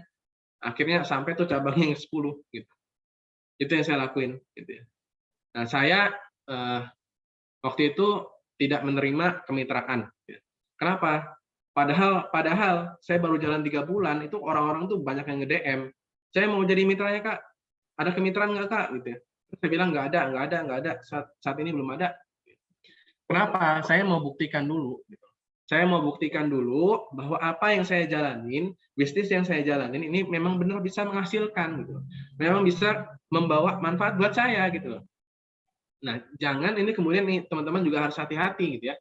Ketika ada penawaran kemitraan, ketika ada penawaran ya kerjasama kemitraan gitu, cek dulu. Paling utama sebenarnya gini, ownernya juga jalanin nggak, gitu ya. Ownernya juga jalanin nggak, gitu. Jangan-jangan ini cuma apa istilahnya kebanyakan nih ya, kebanyakan itu apa? Jualan gerobak, gitu ya. Kebanyakan jualan gerobak dibalut dengan peluang bisnis kuliner, ya kan? Peluang bisnis kuliner. Nah, saya nggak mau kayak gitu, ya. Saya nggak mau kayak gitu. Saya mau buktikan dulu bahwa saya bisa, saya juga ngejalanin, gitu ya. Saya juga punya outletnya dan banyak, gitu loh. Sehingga kemudian ketika ada orang yang kemudian mau jadi mitra saya, ya sudah bisa, sudah terbukti. Saya bisa kok. Tinggal kamu ikutin aja apa yang sudah saya capai. Nanti istilahnya kamu juga bisa mencapai. Karena udah jelas path-nya, jalannya harus apa yang harus dilakuin. Berbeda dengan ya tadi kalau peluang bisnis kuliner ya gitu kan. Si ownernya aja mungkin nggak ngejalanin, ya cuman dia bikin gerobak, bikin resep terus udah, wah. Gitu. Nah ini hati-hati teman-teman. Nah kemudian cara kedua ya bisa dengan modal orang lain ya. Ketika kita mau buka cabang, saya juga lakuin ini sekarang. Ya. Jadi outlet saya ada outlet saya sendiri ya ada 10, ada juga outletnya orang lain. Gitu.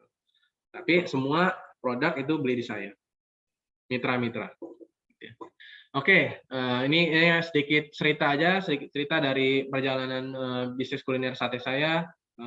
Ini hari pertama ini saya yang jualan sendiri nih, dipakai payung gitu. Kenapa? Karena ya hari pertama hujan, terus belum ada tendanya kan gitu, belum bisa kebeli tenda, orang buka juga dengan modal seadanya gitu ya. Akhirnya bisa kekumpul uang sedikit, bisa kebeli tenda gitu ya. Mulai bulan Ramadan, nah ini luar biasa nih. Makanya saya bilang tadi kan sebelum kita mulai itu saya bilang ada 2 waktu terbaik ya. Ada 2 waktu terbaik untuk kita mau mulai bisnis kuliner. Yang pertama yaitu bulan Desember, yang kedua yaitu bulan Ramadan. Ya, dan 2 waktu ini kebetulan teman-teman, dan 2 waktu ini kebetulan akan segera hadir di depan kita. Ya, Desember ini bentar lagi ya kan. Kemudian apa bulan Ramadan ya. Bulan Ramadan itu nggak jauh dari Desember ya. Januari, Februari, Maret akhir itu udah Ramadan. Nah, 2 waktu ini, waduh, kalau teman-teman lewatin ya kesempatan ini untuk bisa buka bisnis kuliner, sayang banget gitu. Ya, kenapa? Karena di 2 waktu ini omsetnya itu akan langsung digenjot. Ya. Misalnya diungkit, akan dibantu diungkit gitu. Karena di saat itu orang-orang mau jajan, saat itu orang-orang lagi ada duit gitu ya. Untuk kemudian mau spend uangnya buat jajan, buat makan, buat kulineran gitu. Maka sayang banget di waktu ini kalau teman-teman ternyata belum buka. Oke, ini kita lihat saya buka ini cabang-cabang saya sendiri, gitu ya. Hampir waktu itu tiap bulan saya buka. Gitu ya. Nah, ini di tempat produksi saya, gitu ya. Ini produksi ribuan tusuk sate seharinya, gitu ya.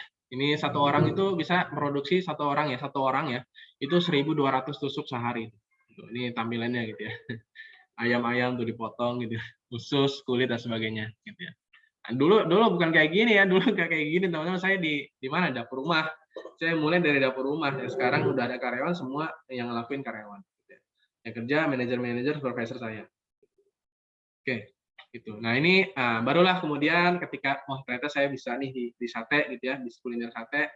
Barulah saya merambah ke bisnis kuliner yang lain. Ya, saya buat nih ada ayam guling borjo gitu ya, ayam guling utuh diguling-guling gitu ya, dimasaknya diguling-guling kayak gitu ya. Nah, tapi ini setelah kapan? Setelah tadi ya sate saya udah lumayan enak, udah bisa settle, udah jalan, udah saya buat yang lain gitu ya. Udah saya buat lagi ada mie jempolan, ada stik ayam jago dan semuanya ya. Dan semuanya apa? Bentuknya gerobakan ya. Bentuknya semuanya gerobakan. Kayak gini lah ya. Gini seadanya aja kayak gini ya. Pakai gerobak gitu ya, pakai tenda kecil. Gerobak kan nggak ada tuh yang restoran-restoran. Kenapa? Karena modalnya kecil. Ya kan?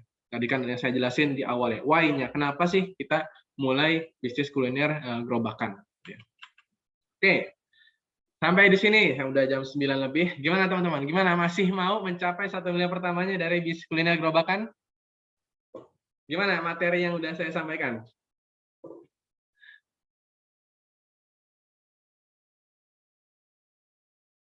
Gimana teman-teman? Mantap ya, mantap ya.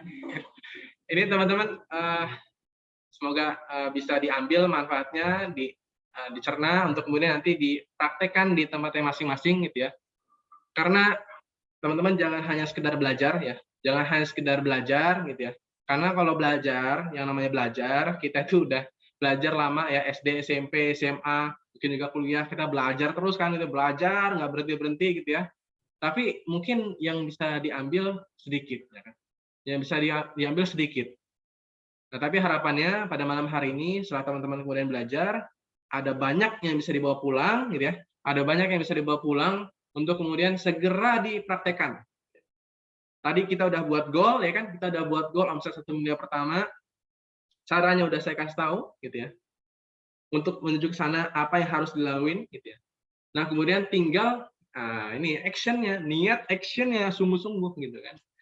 Segala ketakutan yang mungkin terjadi, itu coba kita cari solusinya. Gitu. Kita cari solusinya.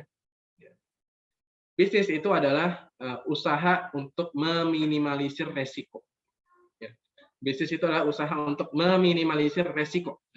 Resikonya untuk kemudian kita kelola. Resiko itu yang akan kita kelola untuk kemudian mana caranya supaya resiko ini bisa kita kelola, kemudian bisa menghasilkan keuntungan kita. Gitu. Kayak gitu ya teman-teman. Gimana? Masih mau mencapai 1 miliar pertamanya ya dari bisnis kuliner gerobakan. Gerobakan aja lah ya, nggak usah bikin restoran dulu ya. Gitu. Setelah nanti modalnya udah cukup, udah mulai menghasilkan, nanti kita mulai scale up naik level ya, naik level kemudian kita bikin restoran. Nah itu juga mimpi saya selanjutnya nanti untuk bisa bikin kuliner yang versi yang restorannya. Tapi selama ini ya saya yang gerobakan aja lah, ya yang gerobakan juga udah ngasilin gitu ya. Gitu. Nah dan teman-teman di sini saya mau coba cerita, bagikan satu konsep yang teman-teman bisa langsung aplikasikan ke tempatnya masing-masing. Dan saya mau cerita konsep ini. Itu yang pertama, sate ayam jago, ya saya cerita sate ayam jago mau terus berkembang ya dan go nasional ke seluruh pelosok Indonesia. Bahkan di nama IG-nya aja saya tulis sate ayam jago Indonesia. Ya. Kenapa? Sedari awal tuh saya bilang, saya ketika dulu di outlet yang pertama, waktu itu karyawan masih 4, sekarang udah 50 gitu ya. Waktu itu masih 4, saya cerita, saya mau sate ayam jago ini, saya mau bawa besar, saya mau nasional, saya mau punya puluhan cabang. Waktu itu masih 1 cabangnya, 4 karyawannya. Banyak yang nggak percaya gitu ya, banyak yang nggak percaya, banyak yang masuk sih bang, terlalu ngawang-ngawang gitu ya, terlalu mimpinya terlalu ini gitu. Tapi itulah kita teman-teman ya, itulah kita pebisnis gitu ya, mimpinya itu besar. Mimpinya itu besar ya kan, mimpinya besar, betul, pokoknya maunya itu banyak ya, itu salah satu syarat ya. Kalau teman-teman maunya sedikit, aduh nggak cocok jadi pebisnis gitu ya. Kalau teman-teman tuh maunya banyak ya, pokoknya mau ini mau itu kan, maunya tuh banyak gitu ya, yang diinginin mau dicapai itu banyak. Nah, itu berarti teman-teman cocok tuh jadi pebisnis gitu ya. Tapi kalau yang udahlah hidup ini ngalir gitu aja lah itu, nah berarti nggak bisa, susah gitu ya. Nggak bisa, ya udah mau gitu aja, udah cukup ya udah. Gitu. Nah tapi kalau maunya banyak gitu kan, wah mau capai ini, mau mencapai itu, wah. Saya cerita tuh di awal dan banyak yang nggak percaya. Gitu. Ada yang percaya 1 orang. Gitu ya. Sekarang jadi manajer outlet saya. Gitu. Dan ternyata bener kan, saya buka cabang kedua, buka cabang ketiga, cabang keempat, cabang kelima, cabang keenam. Bahkan orang bergabung jadi mitra saya juga. Oke, dan saya mau teman-teman semua juga yang di sini yang ikut hadir pada malam hari ini ikut berkembang bersama saya juga. Dan saya punya niat untuk bisa menghadirkan 1000 bos kuliner gerobakan di Indonesia. Kenapa? Apalagi teman-teman nanti katanya sih ya gitu ya, katanya mau ada resesi di 2023 gitu ya. Maka bisnis yang anti krisis ya. Bisnis yang anti krisis ya. Itu adalah bisnis kuliner gerobakan ya. Bisnis kuliner gerobakan ya. Jarang banget lah ya. Jarang banget lah ditemukan bisnis kuliner gerobakan. Tadi saya bilang itu kan sate ya udah 10 tahun, belasan tahun, bahkan udah wariskan dari bapaknya, itu kan udah melewati fase yang banyak banget ya. Masih bisa bertahan dalam kondisi apapun ya. Bisnis kuliner gerobakan berbeda mungkin dengan bisnis yang skalanya lebih besar. Karena dampaknya akan lebih besar. Tapi karena kita skalanya kecil, gerobakan, ini bisa anti krisis, bisa tahan dengan yang goncangan ekonomi yang terjadi di luar. Nah, gimana caranya? Yaitu saya mau jadikan teman semua di sini, yang hadir, itu untuk bisa jadi special agentnya sate ayam jago Indonesia. Ya. Di kota dan daerahnya masing-masing. Gitu. Saya di Lampung, dan teman-teman ada yang Jakarta, di Papua, di Kalimantan, Sulawesi, Jawa Barat mungkin, gitu. Jawa atau Sumatera yang lain, gitu ya. Saya akan jadikan teman-teman di sini semua menjadi special agentnya sate ayam jago Indonesia di kota dan daerahnya masing-masing. Dan agen ini sifatnya terbatas, gitu. Artinya satu kota mungkin maksimal hanya ada 6 aja. Artinya kalau di daerah tersebut itu sudah ada memenuhi kuotanya, misalnya udah 6, maka tidak akan lagi bisa jadi agennya sate ayam jago. Apa sih spesialnya agennya? Spesial agennya ini adalah agen ini akan bertindak seperti saya. Sekarang saya jualan langsung sate ke kemana? Ke konsumen langsung, ya kan? Ada orang beli langsung ke saya, gitu, konsumen langsung. Dan juga saya jual ke mitra, ya kan? Saya jual ke mitra, mitra jual ke pelanggan langsung. Jadi agen ini akan bertindak sama seperti saya, tidak hanya bisa langsung menjual ke pelanggan, tapi juga bisa menjual ke mitranya sate ayam jago. Dan sekarang yang mau jadi mitranya sate ayam jago itu, aduh, tiap hari DM dari TikTok, dari Instagram, itu banyak banget yang mau jadi mitra kita di seluruh Indonesia. Tapi kita terkendala, kita nggak bisa dong, masa ngirimin satenya dari Lampung ke Papua, dari Lampung, Kalimantan, dari Lampung ke mana, ya, ke Bali, gitu. Aduh, keburu kualitasnya kurang. Kualitasnya akan kurang, nggak akan bisa. Maka saya butuh agen-agen ini, ya. Saya butuh agen-agen ini di setiap kota, setiap daerah, untuk kemudian mewakili sate ayam jago, gitu ya. Untuk kemudian nanti mensuplai satenya kemana? Ke mitra-mitra dan juga langsung ke pelanggan. Seperti yang terjadi di saya juga. Nah, sekarang saya tiap malam, ya istilahnya tiap malam mitra-mitra itu order saya, bayar, gitu. Ke saya langsung, gitu. Nah, ini kan lebih pasti pelanggannya, ya kan? Lebih pasti pelanggannya. Mitra order ke saya tiap malam langsung bayar juga, gitu ya. Nah, dibanding pelanggan yang langsung kan ini lebih pasti dia order tiap malam, gitu. Oke, jadi potensi omset miliaran ada di depan. Ini bisa terjadi, ya. Ya, teman-teman tinggal ikutin aja gimana caranya, gitu. Dan saat ini sudah ada lebih dari 80 agen tersebar di seluruh kota di Indonesia. Artinya apa? Semakin lama nanti teman-teman bergabung, ya, kuota semakin menipis dan kemungkinan untuk bergabung semakin sulit. Ya. Semakin sulit, ya kan? Nanti ini kuota ini udah tinggal satu lagi. Kuota ini udah penuh, nggak bisa. Saat ini bahkan udah ada 80 agen tersebar di seluruh kota di Indonesia. Nanti teman-teman bisa lihat list agen-agen kita. Oke, nah ini grup agen spesial agen kita, grup khusus, ya. Ini ada yang bawa ke acara, ini ada yang buat untuk acara, nih ada testimoninya nih, gitu ya. Untuk kesekian kalinya sarapan dengan sate ayam jago, alhamdulillah bumbolesnya aman, udah 2 minggu di freezer, rasa makin mantap. Kemudian, nah ini ada yang udah buka juga agen kita ini di Sukabumi, buka jam 14.30, jam 19.30, habis 400 tusuk. Waduh. Dan ini grupnya suportif banget sih. Saya seneng banget sama grup ini. Kenapa? Karena orang-orang yang ada di dalamnya itu benar-benar mimpinya satu sama, yaitu apa? Mau jadi bos kuliner. Mau jadi bos kuliner. Dan mereka saling support. Kalau ada yang baru, ada orang baru, ada yang bingung dan sebagainya, pasti akan bantu. Termasuk kita dari pusat juga yang akan membantu teman-teman yang mau jadi agen.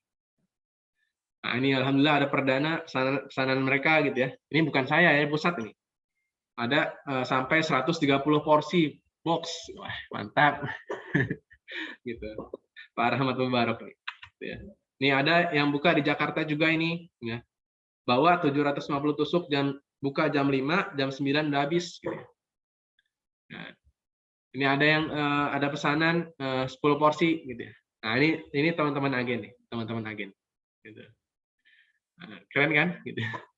Oke. Dan ini yang akan teman-teman dapatkan ketika nanti bergabung menjadi agennya Sate Ayam Jago Indonesia. Yang pertama yaitu dapat diajarkan ilmu bisnis kulinernya dari A sampai Z. Nah, inilah yang membedakan kita daripada yang lain.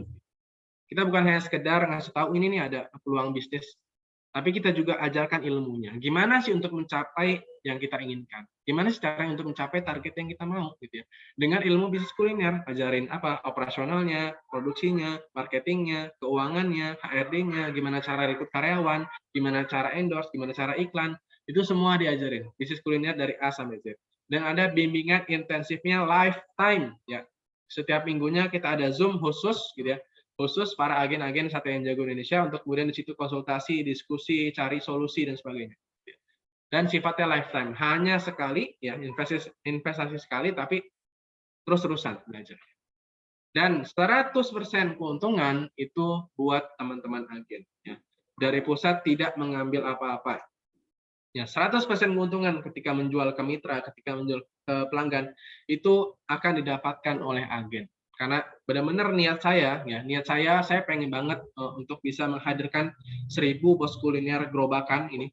Sehingga apa? Sehingga keadaan ekonomi Indonesia ini akan lebih baik ya. Semakin banyak UKM-UKM yang muncul gitu ya. Nanti istilahnya ya ini salah satu wujud perjuangan kita. Salah satu wujud perjuangan kita menghadirkan bos-bos kuliner baru ya, yang kemudian nanti memberikan manfaat. Bos ini punya karyawan ya kan, bos-bos kuliner yang punya karyawan punya manfaat lagi buat orang lain. Itu tujuan kita. Dan ada dibagikan juga resep rahasia produk Sate yang Jago Indonesia, yang mana saat ini yang menghasilkan penjualan miliaran per tahunnya di bisnis saya sendiri yang di Lampung.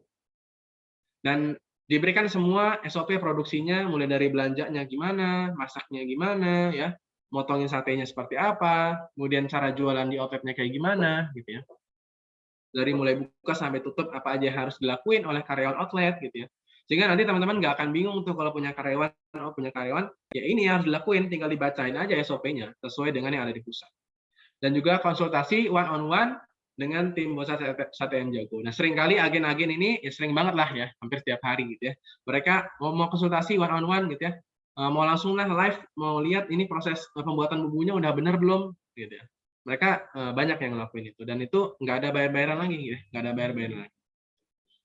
Oke, kalau ditotalin value-nya itu semua 34 juta gitu ya. Dan itu menurut saya sedikit, teman-teman. Kenapa? Karena apa yang sudah saya dapat sekarang yang lebih dari itu. Gara-gara apa? Ya gara-gara ini semua saya paham tentang ilmu bisnis kulinernya, gitu. Saya punya resep rahasia produknya ini, saya udah ada SOP semuanya, gitu. Sehingga bisa ya menghasilkan penjualan miliaran per tahunnya. Gitu. Dan total value-nya 34 juta, tapi khusus ya ini khususon gitu ya banget untuk peserta webinar pada malam hari ini berapa? Hanya 698.000 saja. Dan penawaran terbatas dan harga bisa naik per minggu. Nah, dulu harganya bukan segini, teman-teman. Tapi karena agen ini semakin lama semakin terbatas, ya harganya nggak bisa kita samakan. Gitu. Karena nanti istilahnya ya orang nanti makin berebut gitu ya. Sekarangnya udah 80 agen lebih yang jadi agen kita di seluruh kota di Indonesia. Dan ini penawarannya terbatas. Suatu saat di kota tersebut ya akan kita tutup. Kalau kuotanya udah terpenuhi, akan kita tutup. Nggak boleh lagi ada agen di kota tersebut. Oke, mungkin itu aja yang bisa saya sampaikan. Nanti kita bisa masuk ke sesi Q&A-nya. Dan ini ada nomor keagenan yang teman-teman bisa hubungin ya. Mas Wahyu itu manajer outlet saya tadi yang saya bilang gitu ya. Bisa langsung dihubungin di nomor ini kalau tertarik dengan keagenan Sate yang Jago Indonesia. Oke, terus gimana sih nanti path-nya gitu ya? Apa aja yang akan terjadi ketika teman-teman jadi agen? Pertama yaitu gabung jadi agen, dapat bimbingan A sampai Z-nya. Kemudian apa? Validasi produknya. Nanti produk yang dibuat oleh teman-teman agen, misalnya dari Jakarta, dikirim ke Lampung tuh, ya produknya bumbunya aja, bumbunya dikirim untuk kemudian kita QC di Lampung, kita cek kualitasnya udah sesuai belum gitu. Ketika sesuai, kita kasih sertifikat istilahnya, ini udah sesuai standar dengan yang ada di Lampung, maka boleh jualan. Ya. Setelah divalidasi produknya, setup outletnya, ya kita bantu semuanya cara bikin gerobaknya kayak gimana, ya desainnya itu kayak gimana. Jadi teman-teman yang gaptek istilahnya ya jangan khawatir gitu. Gak usah khawatir untuk kemudian ini gimana nanti ya desain-desain dan sebagainya. Enggak, kita siapin semuanya. Ya. Kita siapin semuanya. Barulah kemudian jualan ya tadi seperti teman-teman agen yang udah jadi agen, udah jalan, udah jualan. Oke, saya mau kasih suatu quote ini. Learning is not by reading, learning is by doing. Learning itu, belajar itu adalah bukan dengan cara membaca, bukan dengan cara menyimak, bukan dengan cara menonton. Learning is by doing, learning itu adalah dengan praktek. Nah, kalau teman-teman setelah ini kemudian istilahnya ya hanya belajar tadi kan, tapi nggak praktek, waduh, sayang banget ilmunya ya, apa yang sudah dipelajarin pada malam hari ini. Learning is not by reading, learning is by doing. Oke, mungkin itu aja untuk materinya. Nanti kita bisa masuk ke sesi Q&A. Silakan kalau mau ada yang ditanyakan.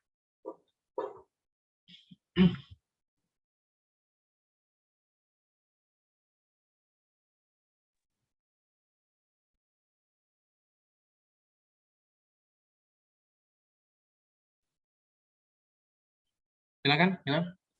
Ya, alhamdulillah. Terima kasih Mas Afif untuk materinya. Alhamdulillah ini materinya daging semua, full daging kayak sate ayam jago ya. Jadi tadi jelaskan secara umum ya terkait strategi-strategi, rencana-rencana, dan yang paling penting tadi why. Why-nya kenapa sate ayam jago memilih strategi untuk bisnis kuliner gerobakan. Jadi dijelaskan secara umum gitu. Dan ini kita masuk ke sesi Q&A untuk teman-teman yang punya pertanyaan. Ini kalau saya lihat dari kolom chat udah lumayan nih, lumayan banyak nih. Jadi insya Allah dalam waktu 30 menit ke depan kita bahas sebagian besar. Nanti kalau mungkin ada beberapa pertanyaan yang belum bisa terjawab pada malam hari ini, boleh langsung nanya ke nomor keagenan ya, yang sudah saya share di kolom chat gitu. Oke, langsung aja ini Mas Tawib. Untuk pertanyaan pertama dari paling atas tadi ada Kak Tri Ahmad Nurudin. Trik cara endorse yang tepat dan efektif biar tidak boncos. Wah, langsung ke marketing ini. Boleh bantu dijawab Mas Abi? Gimana? Trik trik cara endorse yang tepat dan efektif biar tidak boncos. Oh ya. Oke.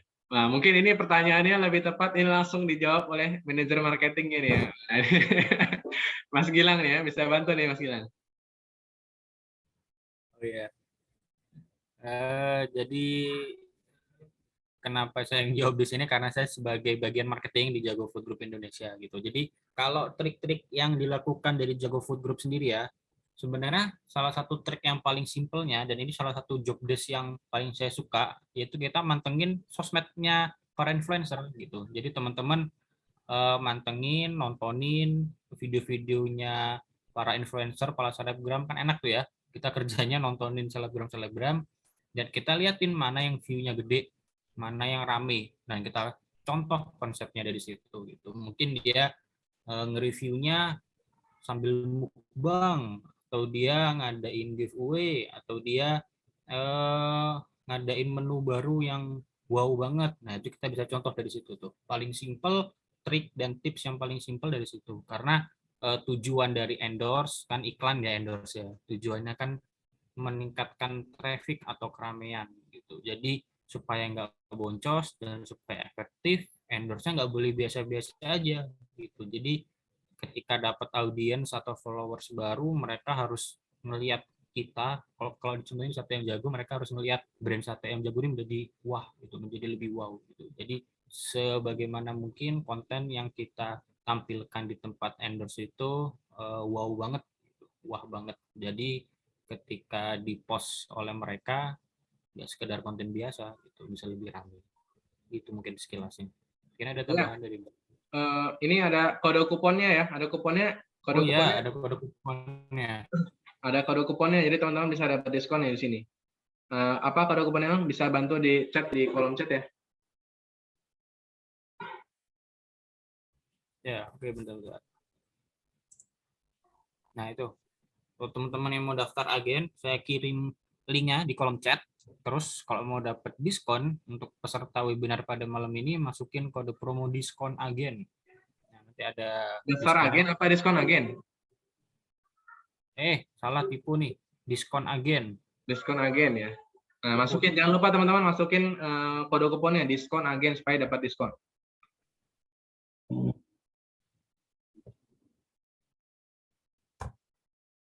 Oke, terus boleh. Oke. Lanjut pertanyaan selanjutnya. Bentar, scroll lagi ke atas nih.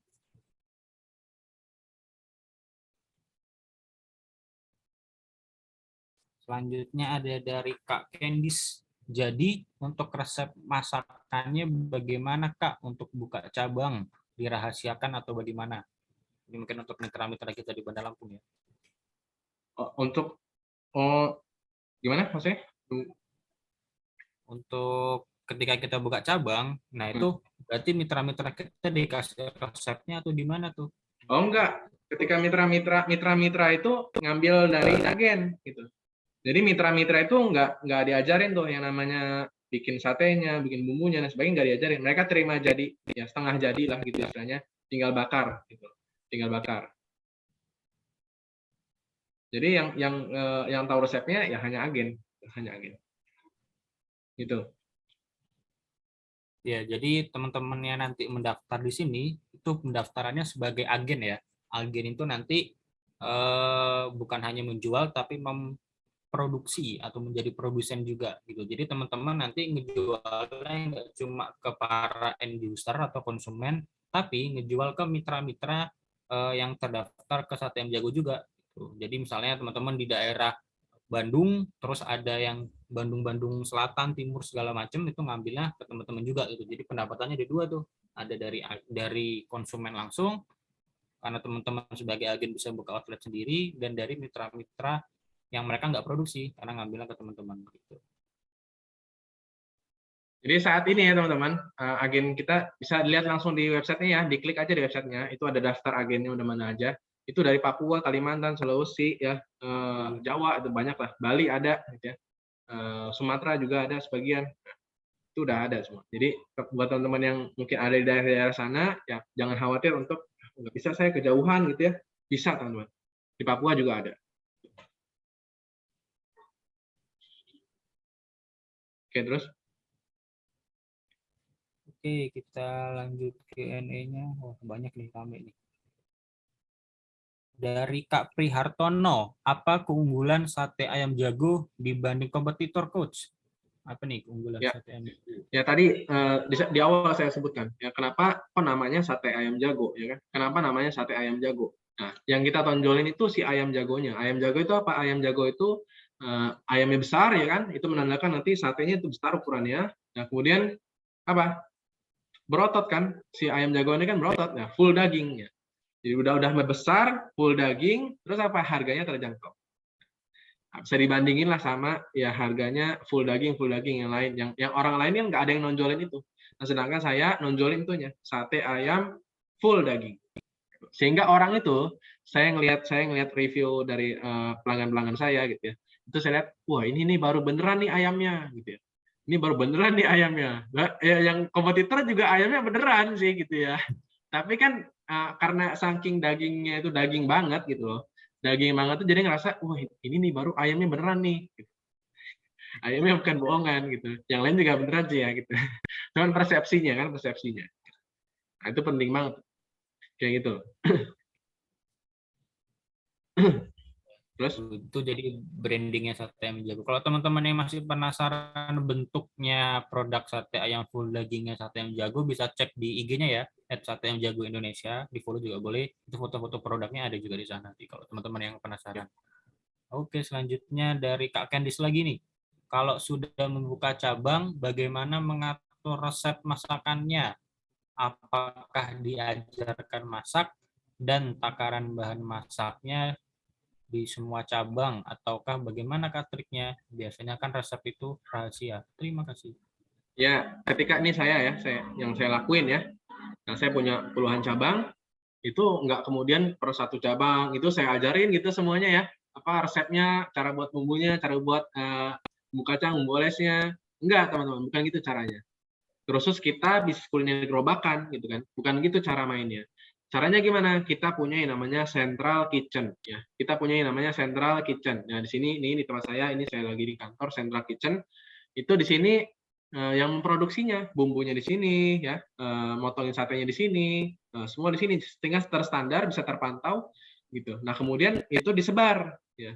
Itu tersebar ke outlet-outlet saya, ke hotel-hotel mitra gitu ya. Sehingga apa, rasanya akan standar, kualitasnya akan standar gitu. Jadi bukan di per outlet atau per cabang kita ajarin gitu ya, enggak gitu. Kalau gitu susah untuk mantau kualitasnya. Jadi pakai namanya central kitchen. Tuh. Oke, Oke, terima kasih. Selanjutnya ada dari Kak Haryono Samsul. Teknik bank meningkatkan omset kalau usahanya sedang berjalan, sedang atau sudah berjalan. ya tadi teman-teman ya, untuk naikin omset, untuk mau tercapai omset yang mau kita mau, untuk naikin, itu dua cara naikin. Kalau nggak tadi naikin TC-nya, ya naikin APC-nya. Ya teman-teman tinggal pilih, mau naikin apa? Naikin TC-nya apa naikin APC-nya? Coba nanti diputar lagi ya. Naikin TC-nya apa naikin APC-nya? Ya dua cara itulah untuk kita bisa naikin omset. Nah, TC naikinnya gimana? Ya, guide pelanggan-pelanggan baru ya, sehingga kunjungan ke outlet kita semakin bertambah. APC-nya naikin gimana? Upsell-nya, cross-selling-nya dinaikin, buat produk bundle ya, buat produk paket gitu ya. Sehingga apa? Per sekali orang beli itu akan bertambah jumlahnya. Yang tadinya biasanya belinya 20.000 jadi 30.000 karena kita ngelakuin upsell dan juga cross selling. Sehingga hasil imbasnya apa? Omsetnya naik. Nah, gitu ya teman-teman. Oke, terima kasih. Selanjutnya ada dari Kak Dede Ridwan. Jika berkenan, mohon berbagi resep dan takarannya, Pak. Monggo silakan daftar menjadi agen ya, Kak Dede. Nanti insya Allah di agen nggak cuma resepnya, nggak cuma takarannya, tapi caranya, tutorialnya bahkan. Tutorialnya, videonya ada, SOP-nya ada.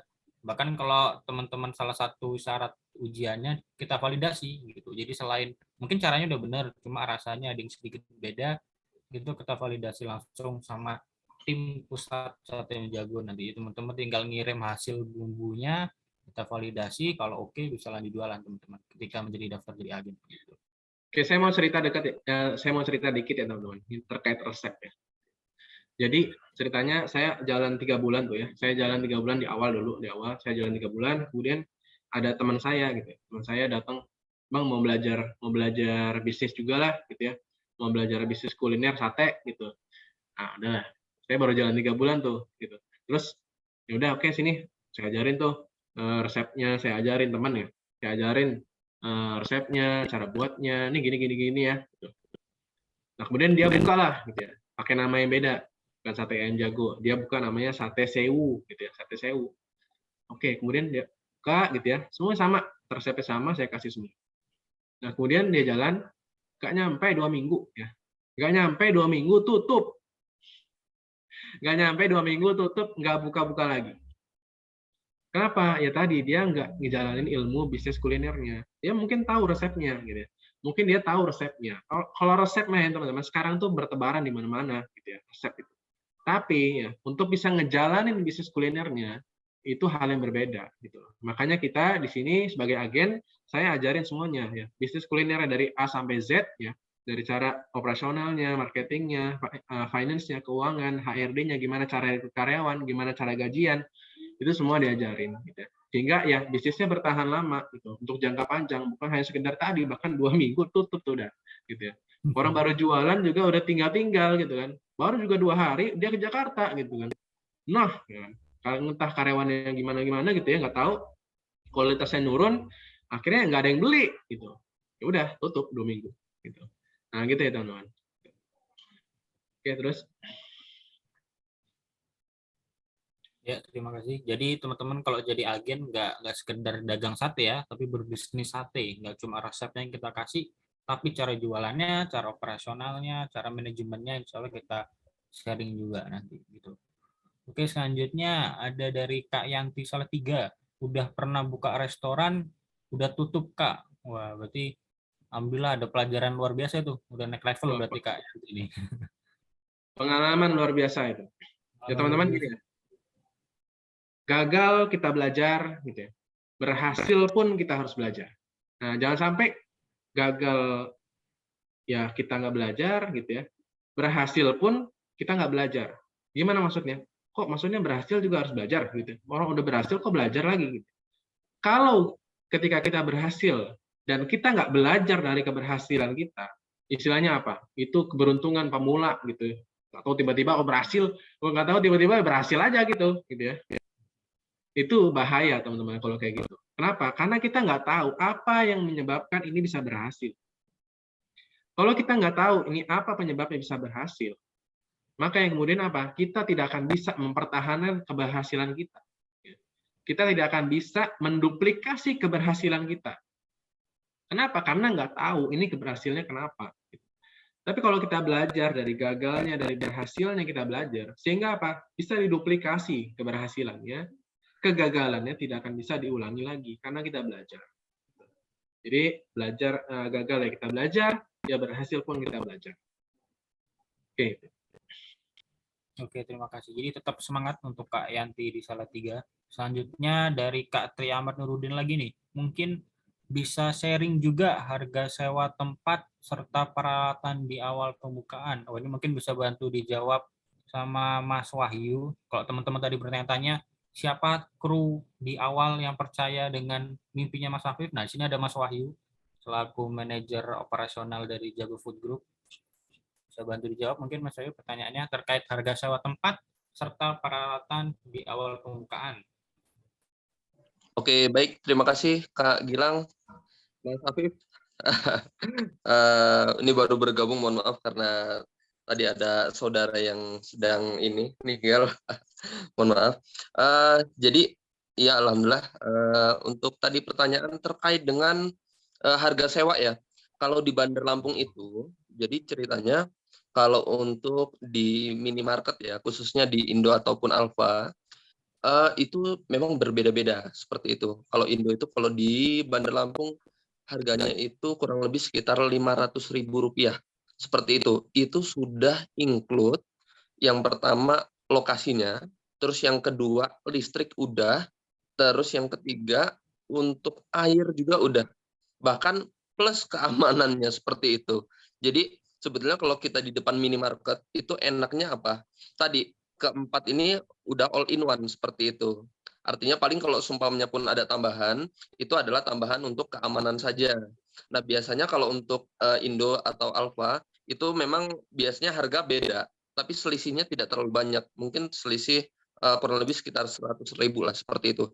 Tapi ini di Bandar Lampung, seperti itu. Jadi ada juga mungkin di tempat teman-teman yang lain, itu harga ada yang 2 kali lipatnya dari sini. Contohnya di kota-kota besar ya. Bahkan saya pernah ada kawan juga yang ada di Bekasi apa ya? Di Bekasi, benar, di Bekasi. Itu harga sewanya itu meteran. Seperti itu, ada yang meteran. Tapi ada juga teman-teman yang kondisinya di Jawa Tengah ya kan. Di Jawa Tengah itu harganya malah ada yang cenderung lebih murah seperti itu. Artinya memang di setiap daerah ini beda-beda.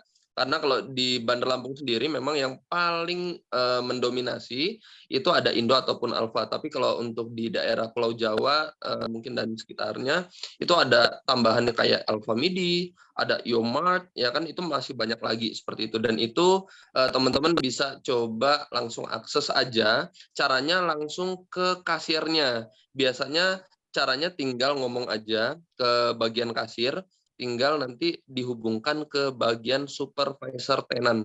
Seperti itu. Itu adalah salah satu tips and triknya untuk teman-teman bisa mengetahui budget biaya untuk sewa lokasi.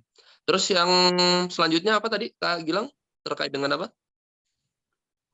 Tadi terkait peralatan di awal pembukaan. Peralatan di awal pembukaan. Oke, baik gini. Teman-teman semua, untuk peralatan kita itu sebetulnya kalau di pusat itu selalu menyarankan kita menggunakan peralatan yang sudah ada aja seperti itu. Artinya kalau seumpamanya nih teman-teman terkait dengan budget juga ya, terkait dengan budget. Kalau seumpamanya di awal, kalau kita kan di pusat kita pakai kompor bakaran ya, kita pakai kompor bakaran yang dia itu mungkin kalau dari segi harga mungkin agak sedikit ekspensif lah seperti itu karena memang di atas 1 juta. Tapi kalau seumpamanya dilihat dari segi manfaatnya itu sebetulnya sangat membantu sekali seperti itu. Dan memang salah satu ini juga ya faktor penentu bisa masuk ke minimarket khususnya kayak Indo Alfa ya. Itu kalau pakai kompor bakaran itu dia minim asap seperti itu. Artinya nggak terlalu banyak asap, tetap ada asap tapi tidak terlalu banyak asap seperti itu. Dan itu adalah salah satu kita bisa masuk ke minimarket.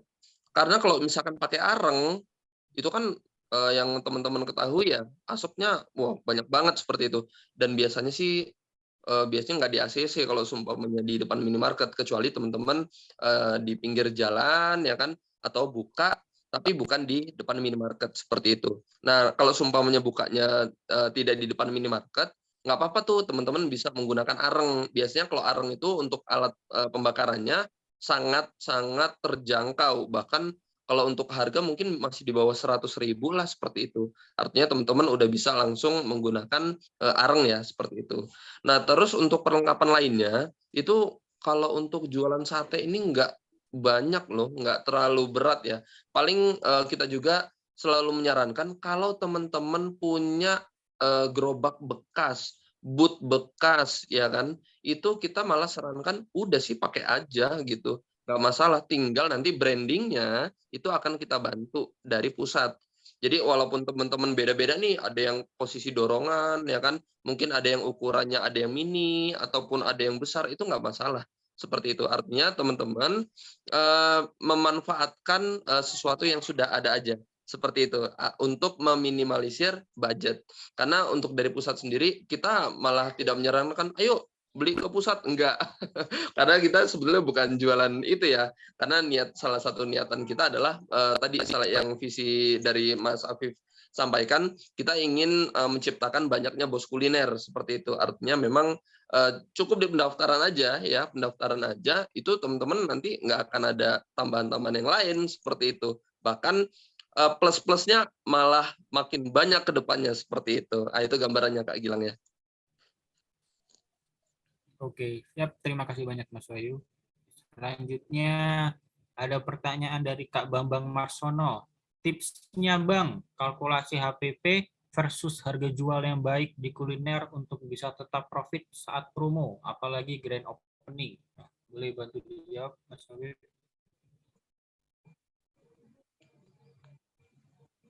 HPP bisnis kuliner itu pada umumnya itu adalah di 50% daripada harga jual ya. 50% daripada harga jual itu yang paling umumnya lah gitu ya. Tapi ada juga kok yang HPP-nya cuma 30%, 20%, bahkan ada gitu ya. 40% ada. Tapi pada umumnya itu 50%. Nah, kalau menyikapi tentang masalah promo atau pada saat kita grand opening, tadi saya bilang ya, pada saat grand opening itu jangan pelit ya. Kenapa? Karena pada saat grand opening ini, tujuan kita grand opening itu adalah untuk sesegera mungkin mengakuisisi customer. Ya, sesegera mungkin mendapatkan pelanggan. Ya, sesegera mungkin. Supaya segera bisa dapat pelanggan sebanyak mungkin, gimana caranya? Ya tadi terpaksa kita harus diskon dulu ya. Memperkecil hambatan orang untuk mau beli sate kita atau beli produk kita gitu kan. Kita perkecil dulu hambatannya. Gimana caranya? Harganya diperkecil dulu. Nggak apa-apa lah kita dapat untung dikit di awal gitu ya, atau bahkan nggak untung sama sekali, misalnya plus gitu ya BEP, nggak masalah gitu ya. Yang penting apa? Kita dapat pelanggan. Yang mana pelanggan ini nantinya ya akan beli berulang kali, repeat order terus sama kita ya. Istilahnya kita promo sekali di awal gede-gedean gitu ya. Kita dapat pelanggan yang kemudian pelanggan ini akan beli terus rutin kepada kita, repeat order ya. Nah, di tempat saya ada yang repeat order 7 kali sebulan, ada yang 5 kali, 2 kali, 3 kali sebulan. Bisa dilihat di datanya di GrabFood gitu ya. Itu kayak gitu teman-teman. Jadi kita harus guide pelanggan sebanyak mungkin di awal, nggak apa-apa keuntungan di awal berkurang banyak, nggak masalah. Yang penting kita dapat pelanggan di awal. Itu yang paling penting. Oke, semoga menjawab.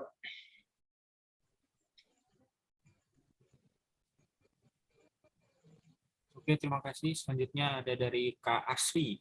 Action selalu kalah sama takut malu, khawatir. Gimana buang rasa itu?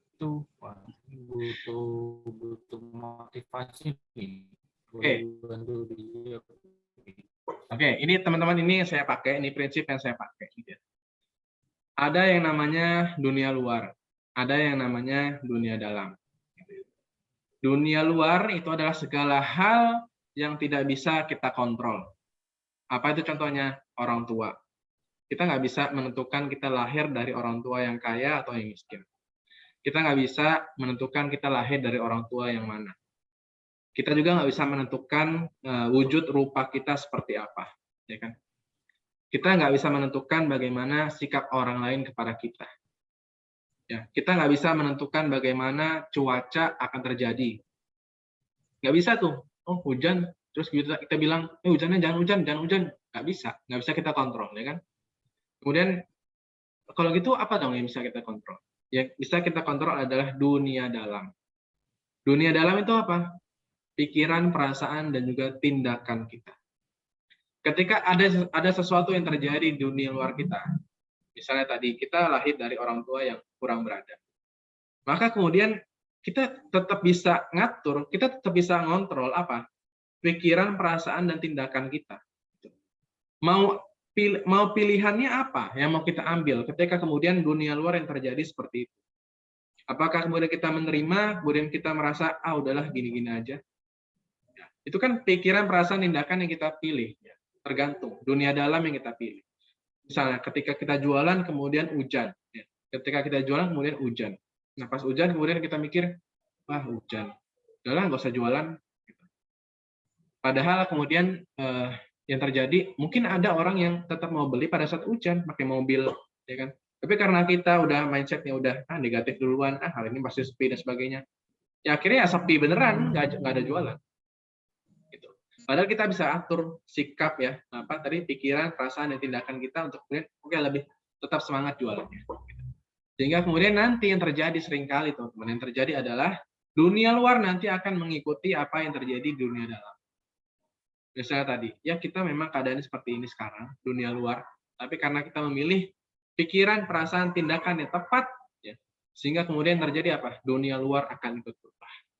Yang tadinya mungkin semua kayaknya kok di luar ini serba susah, gitu ya. Tapi karena kita milih pikiran, perasaan, tindakan yang tepat, nanti dunia luar akan ikut berubah. Gitu.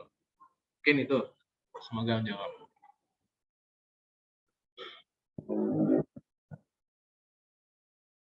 Terus?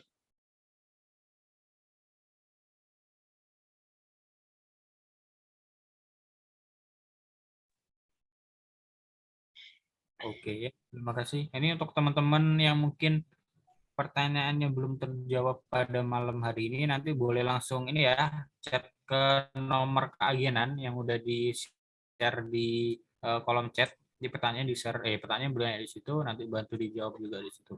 Ya. Ini karena kita waktunya tinggal 5 menit lagi nih. Ya, waktunya terbatas ya. Oke.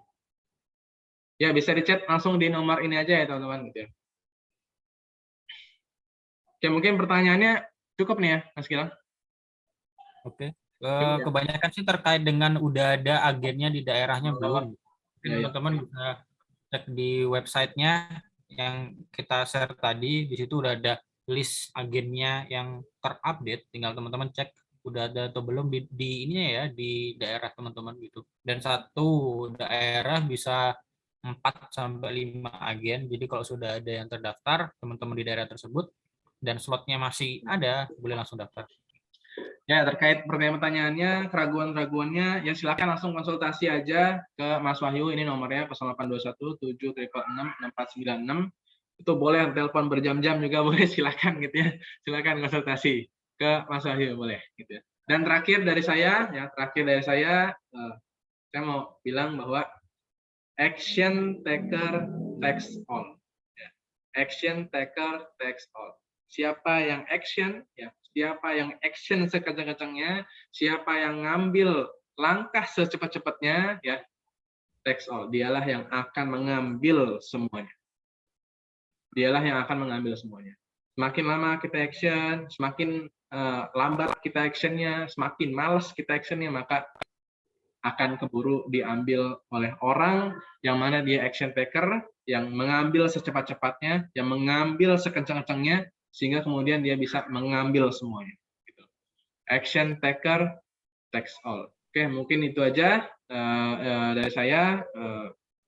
Terima kasih yang sudah hadir pada malam hari ini. Semoga apa yang saya sampaikan bermanfaat, bisa dipraktekkan di tempatnya masing-masing. Oke, terakhir gimana? Alhamdulillah, kita cukupi untuk pertemuan webinar pada malam hari ini. Terima kasih banyak Mas Afif untuk materi-materi di webinar pada malam hari ini dengan tema bisnis kuliner gerobakan omset miliaran. Terima kasih juga untuk teman-teman yang sudah hadir pada malam hari ini, waktunya dan kesempatannya. Ini sebelum kita penutupan, kita punya salah satu budaya, kita jargon bareng-bareng, jargonnya Sate Ayam Jago Indonesia. Di unmute kita boleh jargon bareng-bareng nih. Jadi jargonnya Sate Ayam Jago itu sate ayam jago, jagonya sate ayam. Ada satenya ya. Kalau jagonya nggak pakai sate, merek ayam goreng sebelah itu. Ini kita boleh jargon bareng-bareng, direkam Ya. juga. Jadi Boleh dibuka mic-nya, dibuka suaranya juga boleh, gitu ya. Kameranya ya di on cam gitu. Biar kita semangat bareng-bareng ya, supaya nular semangatnya ya, supaya spiritnya nular ke teman-teman semua seluruh Indonesia ini. Gitu ya. Oke, kita hadapin bareng-bareng ya resesi yang katanya resesi 2023 ini. Insya Allah dengan bisnis kuliner gerobakan itu anti krisis gitu ya. Insya Allah. Oke, biar semangat. Ya. Semangat. Jadi nanti saya hitung 1, 2, 3. Semangat. Ayam jago, jago ayam. Oke, 1, 2, 3. Sate ayam jago. Jagonya Sate ayam. Jagonya sate ayam. Oke, terima kasih. Kita tutup pertemuan malam ini dengan baca hamdalah. Alhamdulillahirobbilalamin. Terima kasih. Assalamualaikum. Selamat. Terima kasih semuanya. Sama-sama semuanya. Terima kasih. Selamat istirahat semuanya. Terima kasih. Terima kasih.